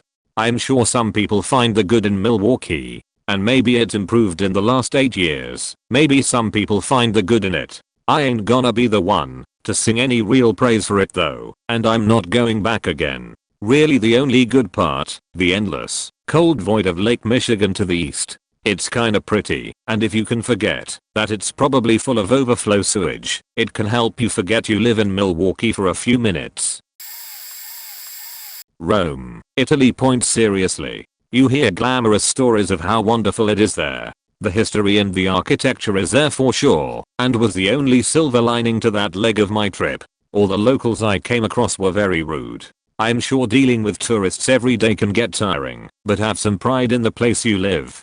Be more open to share your knowledge of the history and culture you grew up in. I was baffled and honestly disappointed to leave there really only learning the book stuff from tour guides I encountered while I was there. Made friends in London, Amsterdam, and Paris. Italy was just a total wash. The weather was pretty terrible. It rained the first 2 days, then turned hot and muggy for the last 2. The weather is of course out of anybody's control, so I don't hold it against anybody. It just really added to the already damper atmosphere. The lines everywhere, not just tourist locals, but bookstores, shops, and restaurants were worse than some theme parks I have been to, and the traffic. It's not the quantity, it's the quality point. But the most disappointing part was the food. The authentic Italian food I was so looking forward to did not live up to my expectations. After trying their different places we ended up just sticking to the main chains. I think the best meal I had there was at Hard Rock. I learned if you want some good Italian food, Try the place in the train station in Switzerland. I will definitely be going back to Europe. I have a plane booked to Amsterdam in September actually, but I won't ever be returning to visit Rome. I have a feeling Reddit isn't going to relate to my opinion, and I will probably be in the minority here, but hey, that was my experience, and it sucked. Cycle, Texas. When I was about 10 years old, my dad made me go with him, his wife and her kids. I lived with my grandmother at the time, on a hunting trip. My stepmother's drug addicted sister lived there, so we had to stay with her. Indoor plumbing was not a thing in Cycle, Texas at the time. It still may not be, I wouldn't know. The bathroom was a toilet over a literal sheet hole. The house was next to a cemetery, which scared the hell out of me immediately upon arrival. The man next door was about 70 years old and tried to pay my stepmother for sex. Fun times all around. At one point during the trip, my stepmom and her sister took us to visit someone who lived around 3 miles down the road. They both proceeded to get sheet-faced and decided the best thing to do was to have me, the 10-year-old, drive them and the other 6 kids, 4 step-cousins and 2 step-siblings, back to the house. They told me to just stay on the road and don't turn no matter what. As I passed the driveway, they both screamed turn. I promptly mashed on the gas and yanked the wheel and drove straight over a fence pole. The day we finally get all ready to leave, we walk out of the house and my stepsister starts yelling that she forgot something, and it's decided that I should climb in the window to get it. There were no keys to the house. They always locked it and just sent a kid through the window to unlock it. I climb through the window and it falls on my fingers with enough force that the tip of my middle and ring finger burst like a balloon. Once they get the window open again and I stop screaming, I go to unlock the door and the faking thing wasn't even locked. We then discover the car is dead because the transmission has a hole in it, probably from the fence post I ran over. My dad trades his rifle for a super shitty car that breaks down about 50 or 60 miles into the trip home. My aunt and uncle come pick us up and take us the rest of the way home. So yeah, Cycle, Texas. Harvey, Illinois was working night shift at a restaurant and decided to give a friend a ride to his cousins, who he had to stay with for like 2 weeks. Got off work at 1:30 p.m. on a Friday night and drove him there. The rate of liquor stores and churches was worrying me as we got closer. The very apparent depreciation of the streets and lack of lit street lights also had me a bit worried as well. We were pulling down the street and past a cul-de-sac with about 6 cop cars, all lights lit up, to ambulances. As we passed, I made a joke that I was glad he didn't live on that street, which he laughed and agreed. Then he told me next left, like the next street down. Another cul-de-sac. It's at the end on the left. You can turn around at the end too. The end of the cul-de-sac did not have houses at the end. It looked like a small forest just grew into the cul-de-sac. I had to go to the bathroom when he asked me if I wanted to smoke really quick as a thank you, so I said okay. He was like, okay, come with me inside really quick. You can go to the bathroom and I'll grab some bud. Me trying to be polite eventually walked up to the decrepit house with ivy growing all over it. Now I'm a white guy, so walking up to and into this house was one of the scariest things I've ever had happen to me. Walking up, there was house rap music blasting out the open windows. I got in, and 4 black guys were sitting around a coffee table covered in cocaine/weed/liquor bottles on a couch. I kid you not, there was a Glock on the table. They all stared at me, and my friend introduced me and said I was cool and gave him a ride home. He said I was going to the bathroom really quick while he grabbed bud. I asked where the bathroom was, and one guy just pointed down the hall. I walked down the hall and past an open room with 2 black girls passed out half naked on a mattress on the floor. No sheets or blankets, just some towels in the room. I went to the bathroom, which I can only assume had never been cleaned. The toilet was missing the tank's top piece and looks like someone pissed right into the tank. I figured up really quickly and asked my friend if he wanted to go outside and roll up. We went out to the car, rolled up, and started smoking when some guy from inside walked up to my car incredibly drunk, opened my back door and got in. Slurring and being incredibly ignorant, demanded I pass to him as well. So I did. He became really friendly, grabbed my shoulder like 4 times, and I was like alright, time to go. My friend thanked me one more time and apologized about the other guy. Could not get out of there any faster. Passed about 3 groups walking in the middle of the streets on my way to the highway. Sioux Falls, South Dakota. We were moving from Virginia to Montana and we stopped there one night. Figured it was a bigger city, so they might have a nice hotel. Booked a Comfort Inn over the phone on our way that had 3 stars, which was the most we could find.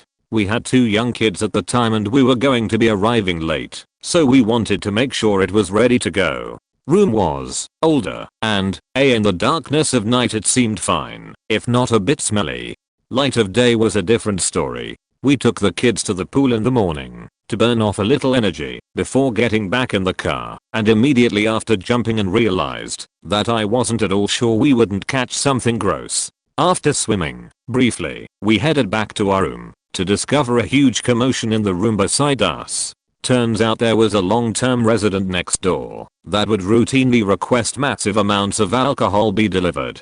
Not a problem, except it was time for their weekly inspection and the hotel couldn't get in.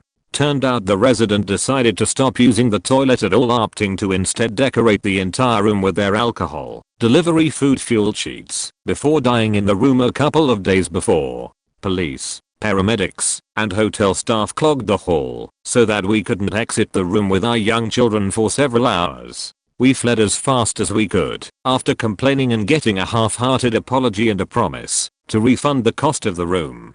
Went to check out the falls in a desperate attempt to salvage the visit, only to realize they weren't impressive, more like a large creek, all the while thinking the entire town seemed the sort of town that produces serial killers. Actually, it has. It wasn't until the next day that we realized the hotel charged us 3 times. After several rather loud phone calls we were issued a full return of everything they charged us. Never again.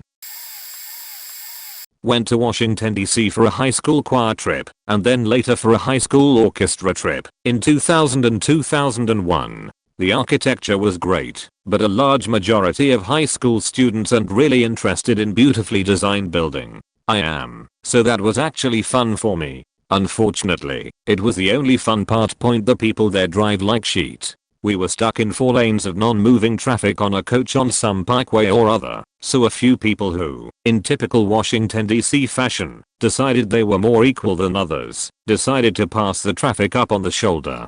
That produced a 5th lane of standstill traffic who, and no one here is surprised by this, turned on their blinkers, or didn't, and forced themselves into any opening that came along. As if that wasn't bad enough, some people went so far as to pull into the grass beside the road and try to bypass the bypassing traffic.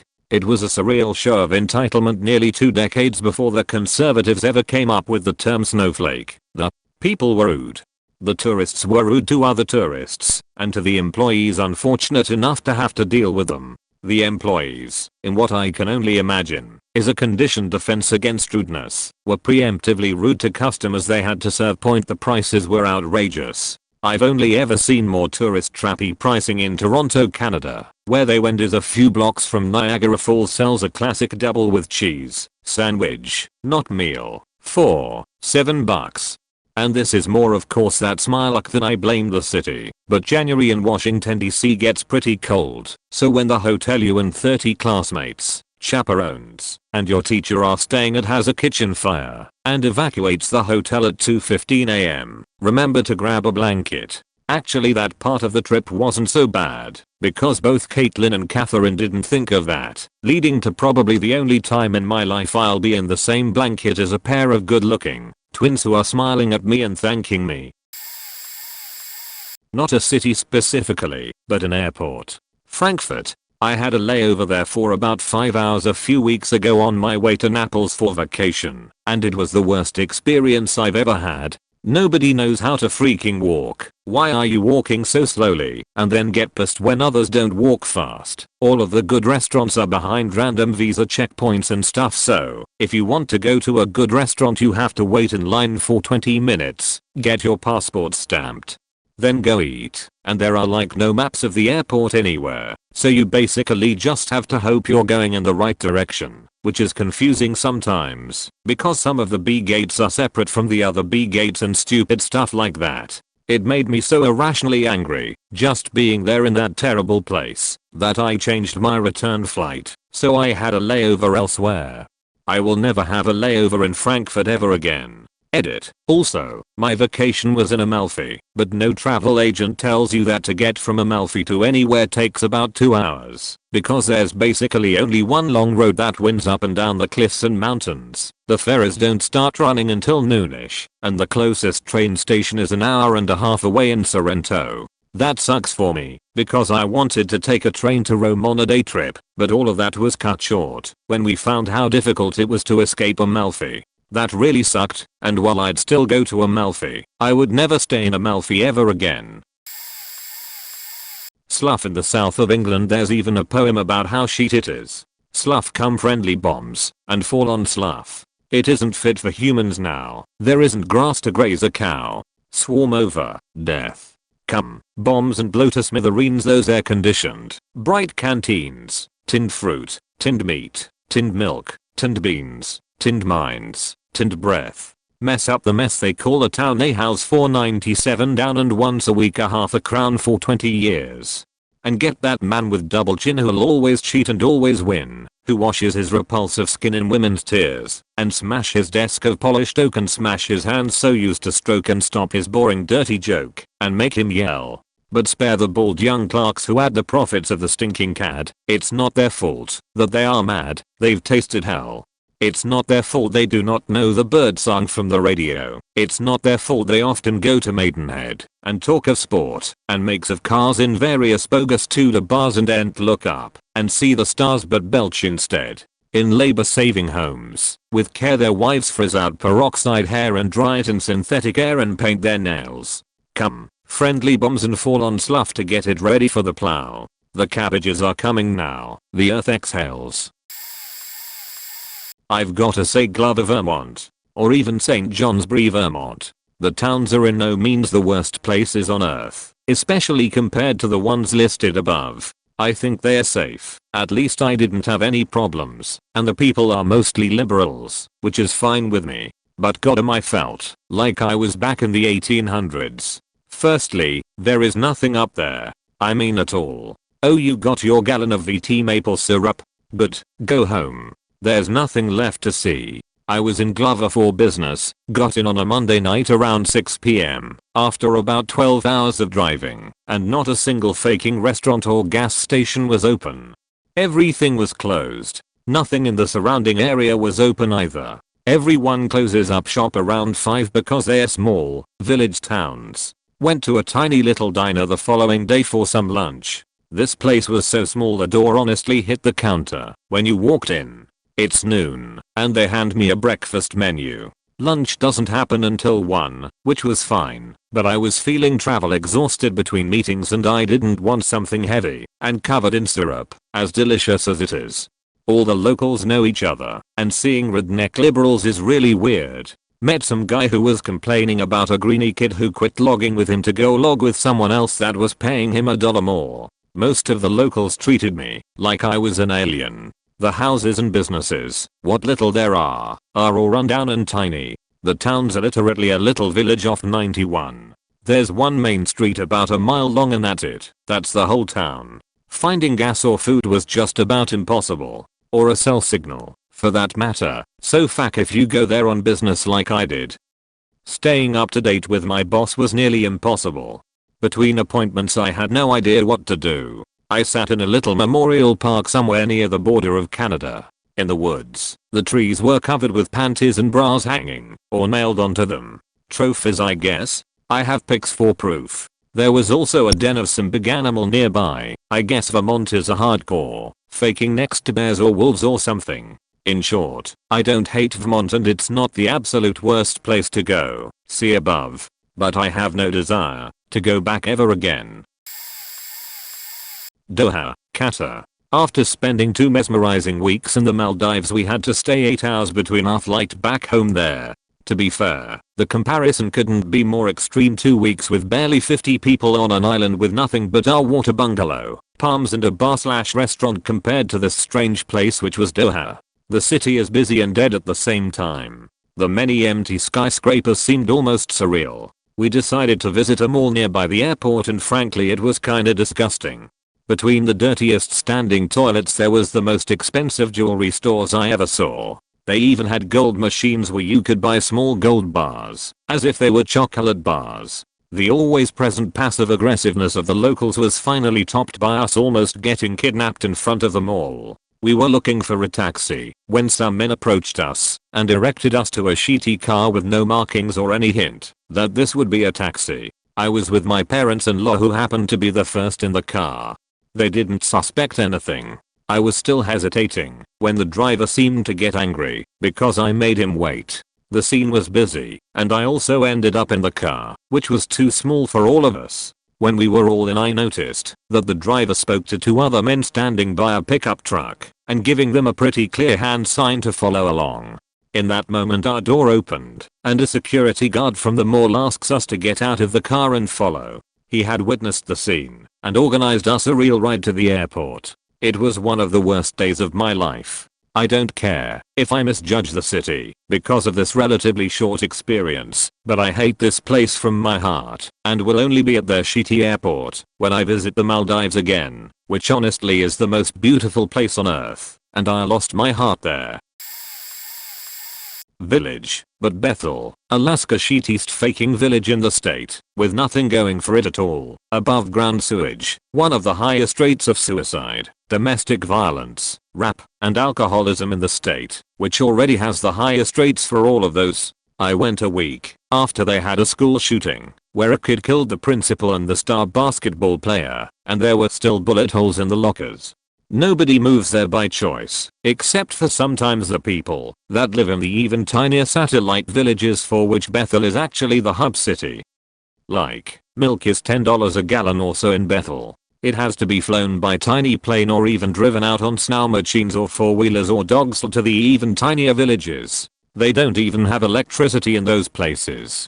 Second shittiest is Naknek, Alaska, where I grew up. Most of the shittiness of Bethel, but no above ground sewage. I still had kids try to run me over on their four-wheelers every day walking home from school at -59 for the unconscionable crime of being a white kid and smart though. Fun fact about Naknek, there is a smaller village across the Naknek River, South Naknek, that has about 70 people and a school that's preschool 6th grade, with 2 grades per class. About 2 to 4 kids per class. After 6th grade, they load the kids up in a little plane, fly them across the river, and fly them back after school. We called it the flying school bus. My family moved to the city when I was in 10th grade, and I have never been back, and have no intention to. Most of the kids that grow up there never leave, never have any real jobs other than whatever their family did, run the grocery store, run the gas station, fish, or just live on the property their family has, and live off their native checks. Anybody that owns a house there is permanently stuck there, unless they somehow land a job in the city that pays for them to be able to maintain 2 houses, because nobody will ever buy, or even rent any property there, as there is literally zero reason to move there. The only money that exists is in fishing, and that's seasonal. I stopped in Clewiston, Florida several years ago to restock on sunscreen and snacks for our road trip. The entire town stank like rotten vegetables, and as soon as you left your car, you were assaulted by horseflies the size of your pinky fingernail. They were everywhere, so it was inevitable that they would smack into you at full speed. You could feel it through your clothing. It was constant. One hit me in my glasses, and it was audible. The layout in this Walmart didn't make any sense, and when we stopped an employee to ask for help, he smiled a big toothless grin, pointed us the wrong way, and bumped into me as he walked away. Fortunately I was one of those douchebags with a wallet chain at the time, and his attempt to lift my wallet was aborted once he realized this. "Sorry, excuse me," he said, as my wallet jingled and fell back into my pocket. Flies were less common indoors than out, but the smell and flies still permeated the store. One flew into my girlfriend's mouth, setting off a coughing and gagging fit. There were no employees around that we could see, so we kept wandering. We finally found the sunscreen area, and it was empty, somehow covered in dust. How long had they been out of sunscreen? Then I spotted the toothless employee again, just staring. We got even more creeped out. By then we'd mostly stopped talking, afraid that more bugs would fly into our mouths. We grabbed a few snacks and the only water bottle we could find in the entire store, and we got back into the car as quickly as possible. Never stop in Clewiston. What a nasty sketchy town. Kannapolis, North Carolina. Being very you and dumb, my friends were trying to find Molly back in the day. A friend of a friend of a friend says he has the HK up. Enter Kannapolis trailer park. One dude is passed out, and my ex asks if he's alive. They force us to go outside, and are already getting in the backseat of my car. I thought this guy was our HK up, but apparently we had to make a trip. Remember, I was you and dumb Trump might to get Molly, so I could have a great time with my ex. 15 minutes later we arrive at a street called Cadillac Street in what looks like a movie set to stereotypical trap house. Now joke, wait 20 minutes for the dude to go in the house and out. Okay, we get our stuff, and I'm listening to directions from the guy to get back to the trailer park. Except we are going down different streets. Suddenly the dude tells us to pull in a visit video rental parking lot. I'm sketch at this point and I'm scared. Are we about to get jumped? Car pulls up next to ours. Dude gets out and begins to beat the shit out of the other driver. I'm with my ex, a friend, and the dude getting fighting and his girlfriend. I tell his girl that if he doesn't get back in the car in the next 5 minutes I'm leaving, and she can hop out too. I look up and now they aren't fighting but hugging. The dude gives the other dude a package. I unknowingly was the driver for a lot of meth. Dropped Tweedledee and Tweedledum off and never set foot in that town again. Molly was good though. New York City. Keep in mind that this is purely a matter of opinion, but we had a week-long trip there with my senior class in high school, and it is most definitely not the place for me. I will say I enjoyed seeing Phantom of the Opera on Broadway, and I would have liked to have seen the High Line, but I don't know if I want to deal with the cold nature of the folks there ever again. The hardest part with which to cope was the cold attitudes. We had one waitress that stuck her nose up at us and said, "Well, why don't I make it convenient for you?" when asked politely if she could split the bill amongst the four of us at breakfast. Then another that got angry because my lactose intolerant friend couldn't eat the ice cream that came with the meal and asked if there were any alternatives.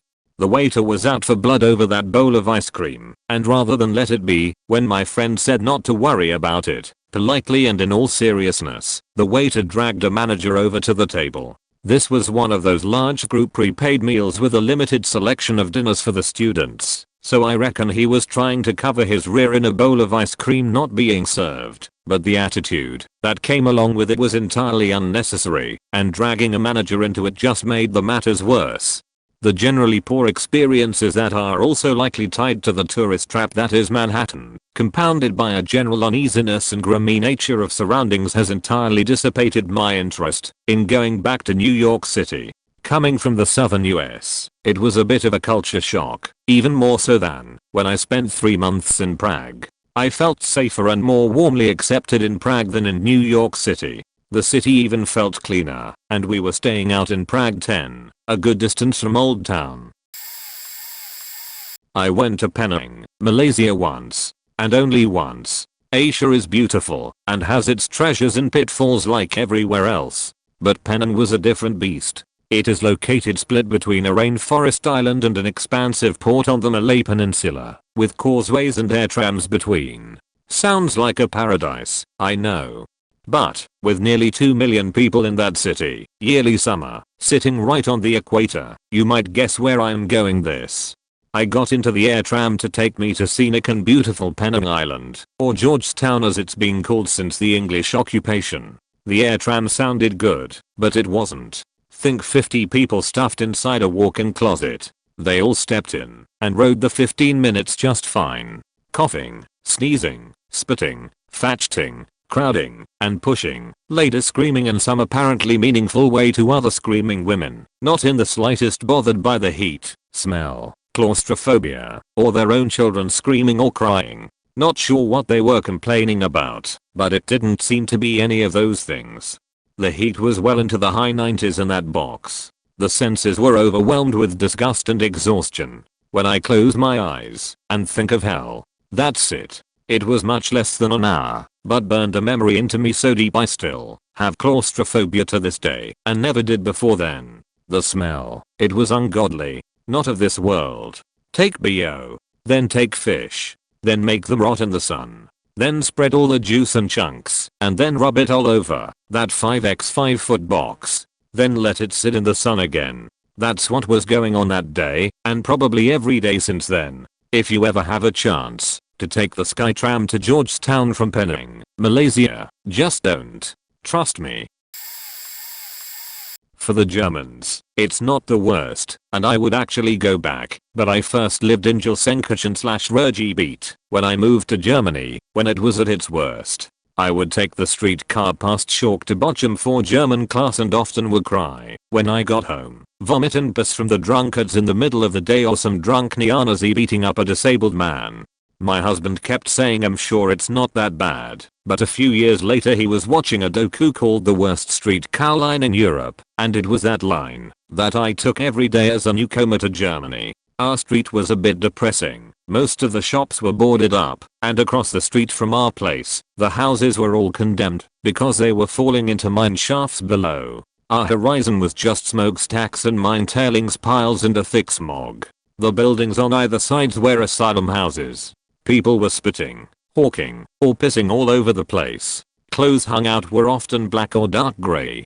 While it was not on the same level of Chennai, Juarez or Garry, Indiana, because there were not a lot of dead bodies or higher level of violent crime, and certainly no real gangs aside from the Romanian pickpocketing rings and Russian mafia, it was a terrible representation for my first glimpse of European living, and the population density combined with the unemployment and depression rates was horrid for a western city. I got robbed in Bochum, and generally just felt dirty the entire time I was there. We have since moved to southern Germany, and I have heard that Gelsenkirchen has really improved and bounced back, much like Detroit did. Prior to settling down and having a career in tech, I traveled the US extensively and have lived all over the country. I can honestly say that Camden, NJ, and East St. Louis, Illinois, both of which I have lived across the river/state border from, are two of the worst. I have not been to Mississippi or Alabama or Alaska, so I cannot comment on those states, but have been everywhere else. My impressions: I'm from Southern California, grew up here, live here now. It's overrated. Minnesota, awesome if you can handle the long winters. Minneapolis was one of the best large cities. Indiana, more beautiful and fun than you'd expect, especially the northeast quadrant of the state. There and western Ohio have some of the most beautiful and down-to-earth young ladies you're likely to find in the entire US. Pennsylvania, Philadelphia. Philly is awesome. The people there are just the shit. There are exceptions, but I found people in Philly, be they black, white, rich, poor, whatever, to be some of the most real, laid-back, cool motherfuckers in the world. There are exceptions, but I'd trade LA for many neighborhoods in Philly every day of the week. Camden, NJ. When I was young, over 20 years ago, I was self-employed as a drug smuggler for a short time. I had grown up in LA, had contact with people from various gangs/Mexican mafia, etc. Was in LA on the night of the riots as a 20-year-old who had just caught a Lou Reed concert at the Greek. Never was intimidated by just being somewhere, until Camden. Back in those days I had been in a lot of hairy situations, so bad neighborhoods don't even faze me still, with one exception, Camden, NJ. There are certain areas of that town that when I was there I just wanted to get the fuck out of. Depressed, drugged neighborhoods all look the same. Abandoned, boarded up homes, abandoned cars, trash, desperate people, but generally people leave each other alone. Parts of Camden are scary as fuck because there are gangs of young kids. I never had a problem being around gangsters at the time because anyone I had to deal with was disciplined and isn't going to do anything stupid. They don't want the heat or the hassle. Parts of Camden are so faked up with young armed kids willing to do anything. I got the feeling you could lose your life as easily as you could lose your keys, and even driving through there once as an adult, just to show my wife what a truly bad neighborhood looks like. It still has that quality. I'm not talking about all of Camden, I'm talking about the ghetto neighborhoods, where the cops don't even go. I'd take Southside Chicago any day of the week over that place. North Carolina, beautiful state with great people. Florida, tourists, old people, and more fucking crazy than all the rest of the country combined. East St. Louis, don't know what it's like now, but mid-90s, when I was there, it was like a less faked up Camden, so those are the two worst if you ask me. Camden and East St. Louis for the record, fact regular St. Louis too. San Francisco. Unfortunately, I have to travel there frequently for work. That said, every time I go I have a negative experience. The first time I went, I took the Caltrain from the airport, or reasonably close to the airport, to Palo Alto. I had never used the Caltrain before, and wasn't sure where to buy tickets. I asked a woman on the platform where the ticket kiosks were, and the only response I got was a long elevator stare, glare, punctuated by a dismissive PFFD. Second time I went there, I had to buy a new hoodie, because San Francisco is cold as hell, surprisingly, so I ended up going to an American Apparel. The staff couldn't be bothered to point me in the direction of the sweatshirts, and when I asked if I could use a change room, I got a sigh, a roll of the eyes, and a silent foot-stomping march to the change room, which could only be unlocked by an employee, so I gather this was within their realm of responsibilities. Third, fourth, fifth, etc. have all been marked by rude, dismissive interactions with people of all socio-economic, race, gender and age demographics. Moreover, any culture that this city once had, has long since been replaced by vanilla, milquetoast brand of homogeneity. The city has pushed out anyone of character, and replaced it with a bunch of software developers suffering from arrested development. There's a distinct gender imbalance, and social importance is dictated by how garishly you spend your money on meaningless tech, gratuitously over-the-top dining experiences, how much cheese and bacon do you want to put on your food, coffee, and craft beer.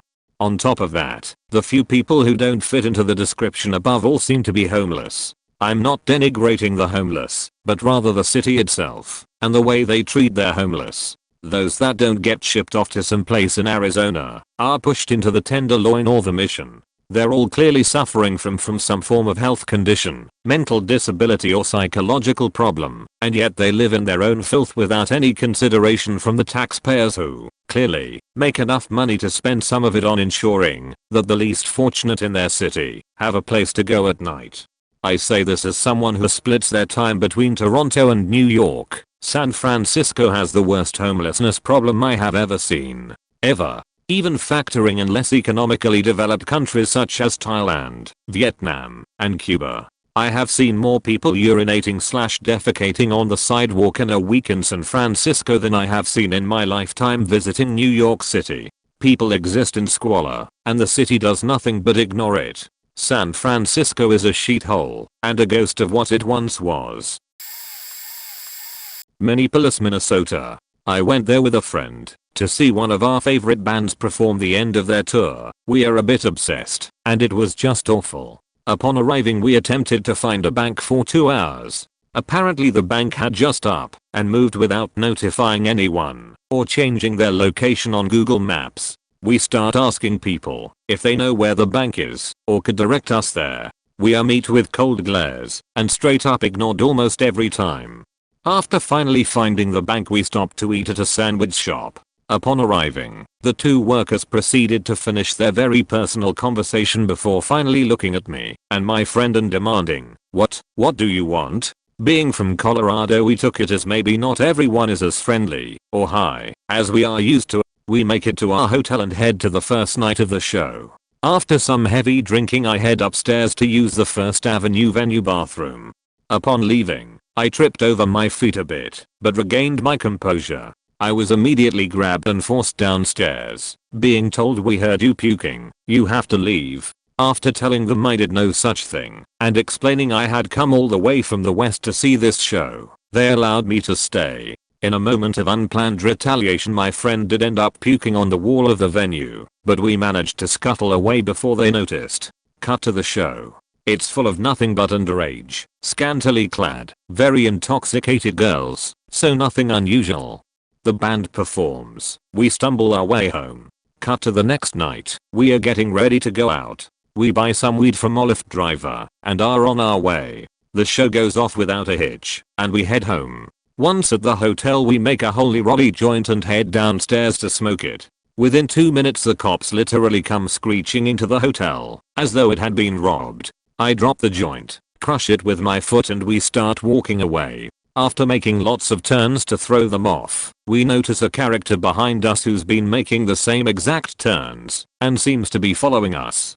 We decide to stop in a well-lit, busy-ish area to ward him off. He hesitates and then finally walks away. At this point I'm done with this city, and we head back to the hotel. We come to find that, since the hotel had a deposit of $150, the most I've ever seen for a hotel, and it wasn't a Four Seasons or anything, we have no money to check or bags on our flight until the next day, when the deposit is refunded, and the bags are not in any way carry-ons.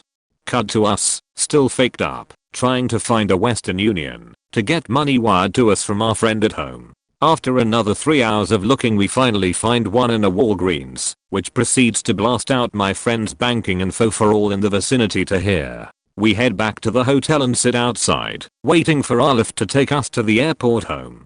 Looking back at it, it wasn't as bad as some of these stories, but it solidly convinced me that after not being able to find anything, because nothing in the city is permanent or updated on their maps, how we were treated by the citizens inhabiting the city, the fact we almost got mugged or rapped, the fact that we almost went to jail over half a joint, it has solidly convinced me that Minneapolis is a piece of unfriendly, angry piece of shit, and it honestly saddens me that Prince was such a big part of that city. Fact Minneapolis. Salt Lake City, Utah. We were driving through from Sacramento up to Idaho. Utah was our only stop overnight on the way. It was an Airbnb thing my sister-in-law had booked, which from the house was fine. There were some things that didn't look so great at first, like remodeling the lower half of the house, a broken window leading to said bottom part, and a bedroom with no walls that was clearly visible from the kitchen. Fine, I can live with those for a night, no big deal. We start to get dinner ready and look for plates. None. Okay, maybe in the dishwasher? Yep, but fully coated with food from previous tenants. Okay, that should have been taken care of before we got here. I tell everybody to stop and that we should check the bedding before we go any further. Beds have hair, crumbs of food, fresh stains. Yay, this wasn't done either. So we call up the property owner/manager and explain what we found. He adamantly refused what we said and told us everything was already clean. We told him to come visit then and show us his example of clean. He told us he'd be there in about an hour. So an hour or so passes and I expected him to drive up for having to take an hour to get there, right? Nope. Walks over from one house over through the backyard. Are you kidding me? He comes in, we introduce ourselves, show the beds with the dirty sheets still on the bed. Couldn't see anything. Okay. We show the dirty dishes in the dishwasher still not done. He said that that was a responsibility of the previous tenant to do. I was taken back and said that if the previous people didn't do it correctly then it's your job to correct it. I'm sure there is a few or something you could have charged if those conditions weren't made. He got extremely aggressive and told us to leave the property and that he didn't have to deal with assholes like us. Sure, no problem, we need a complete refund before that happens. Not going to Salt Lake again. Pittsburgh. A novelty when I arrived as a freshman from South Florida. It wore off by Thanksgiving break. I'd thought the gritty, blue-collar atmosphere would be a welcome change from a place where people's wealth was sourced from ambiguous endeavors and the only thing manufactured were street drugs and mojo criollo, but I soon realized that the mills and supporting industry were all but gone, leaving vast tracts of vacant, overgrown land where industry once employed hundreds of thousands and served, drove a globally economy. Those formerly employed and their offspring now scrabbled for odd jobs while living off meager pensions, disability, or all-out welfare, stumbling about the city and its ragtag row houses and clapboard hovels in an urban hillbilly stupor, yelling at one another in the indigenous hunky lilt through toothless mouths only upturned into smiles when the local Iron City beer was afoot and or when the Bucks or Steelers were winning. The water, lead and chemical addled by decades of factory sputum leaching into the supply, was hardly scrubbed by local infrastructure, whose lead pipes contributed more than helped, poisoning the already poorly educated, if at all, minds that walked, wounded past shuttered storefronts like so many zombies in black and gold fanware. brown rivers, a heavy perpetual roadkill stench at optimum temperatures just between winter and spring, and the transition from fall, a thick humidity that, much like its inhabitants, can't escape the high wild Allegheny Valley. And darkened facades of buildings still wearing the city filth of industries gone by remain a backdrop for depression and underscore the need for any able healthy visitor to flee. But then, there are no direct flights from the so-called international airport, nor can one easily egress by car, despite the city's 500 or so bridges, as PennDOT habitually closes crumbling throughways at the most inopportune times, if not for never-ending repair, then to restrict a dwindling population from becoming even more so. Renaissance City? A term made up by almost a century's worth of democratic politicos feeding the trades they once unionized positive fodder for their only jobs now are drinking heavily discounted beer in once thriving halls, and chain smoking before succumbing to the inevitable black lung, asbestos inhaling, lead paint perpetuated mill poisoning from shifts ending long ago. If Cleveland is the mistake on the lake, Pittsburgh is the crumbling corrosion at the confluence.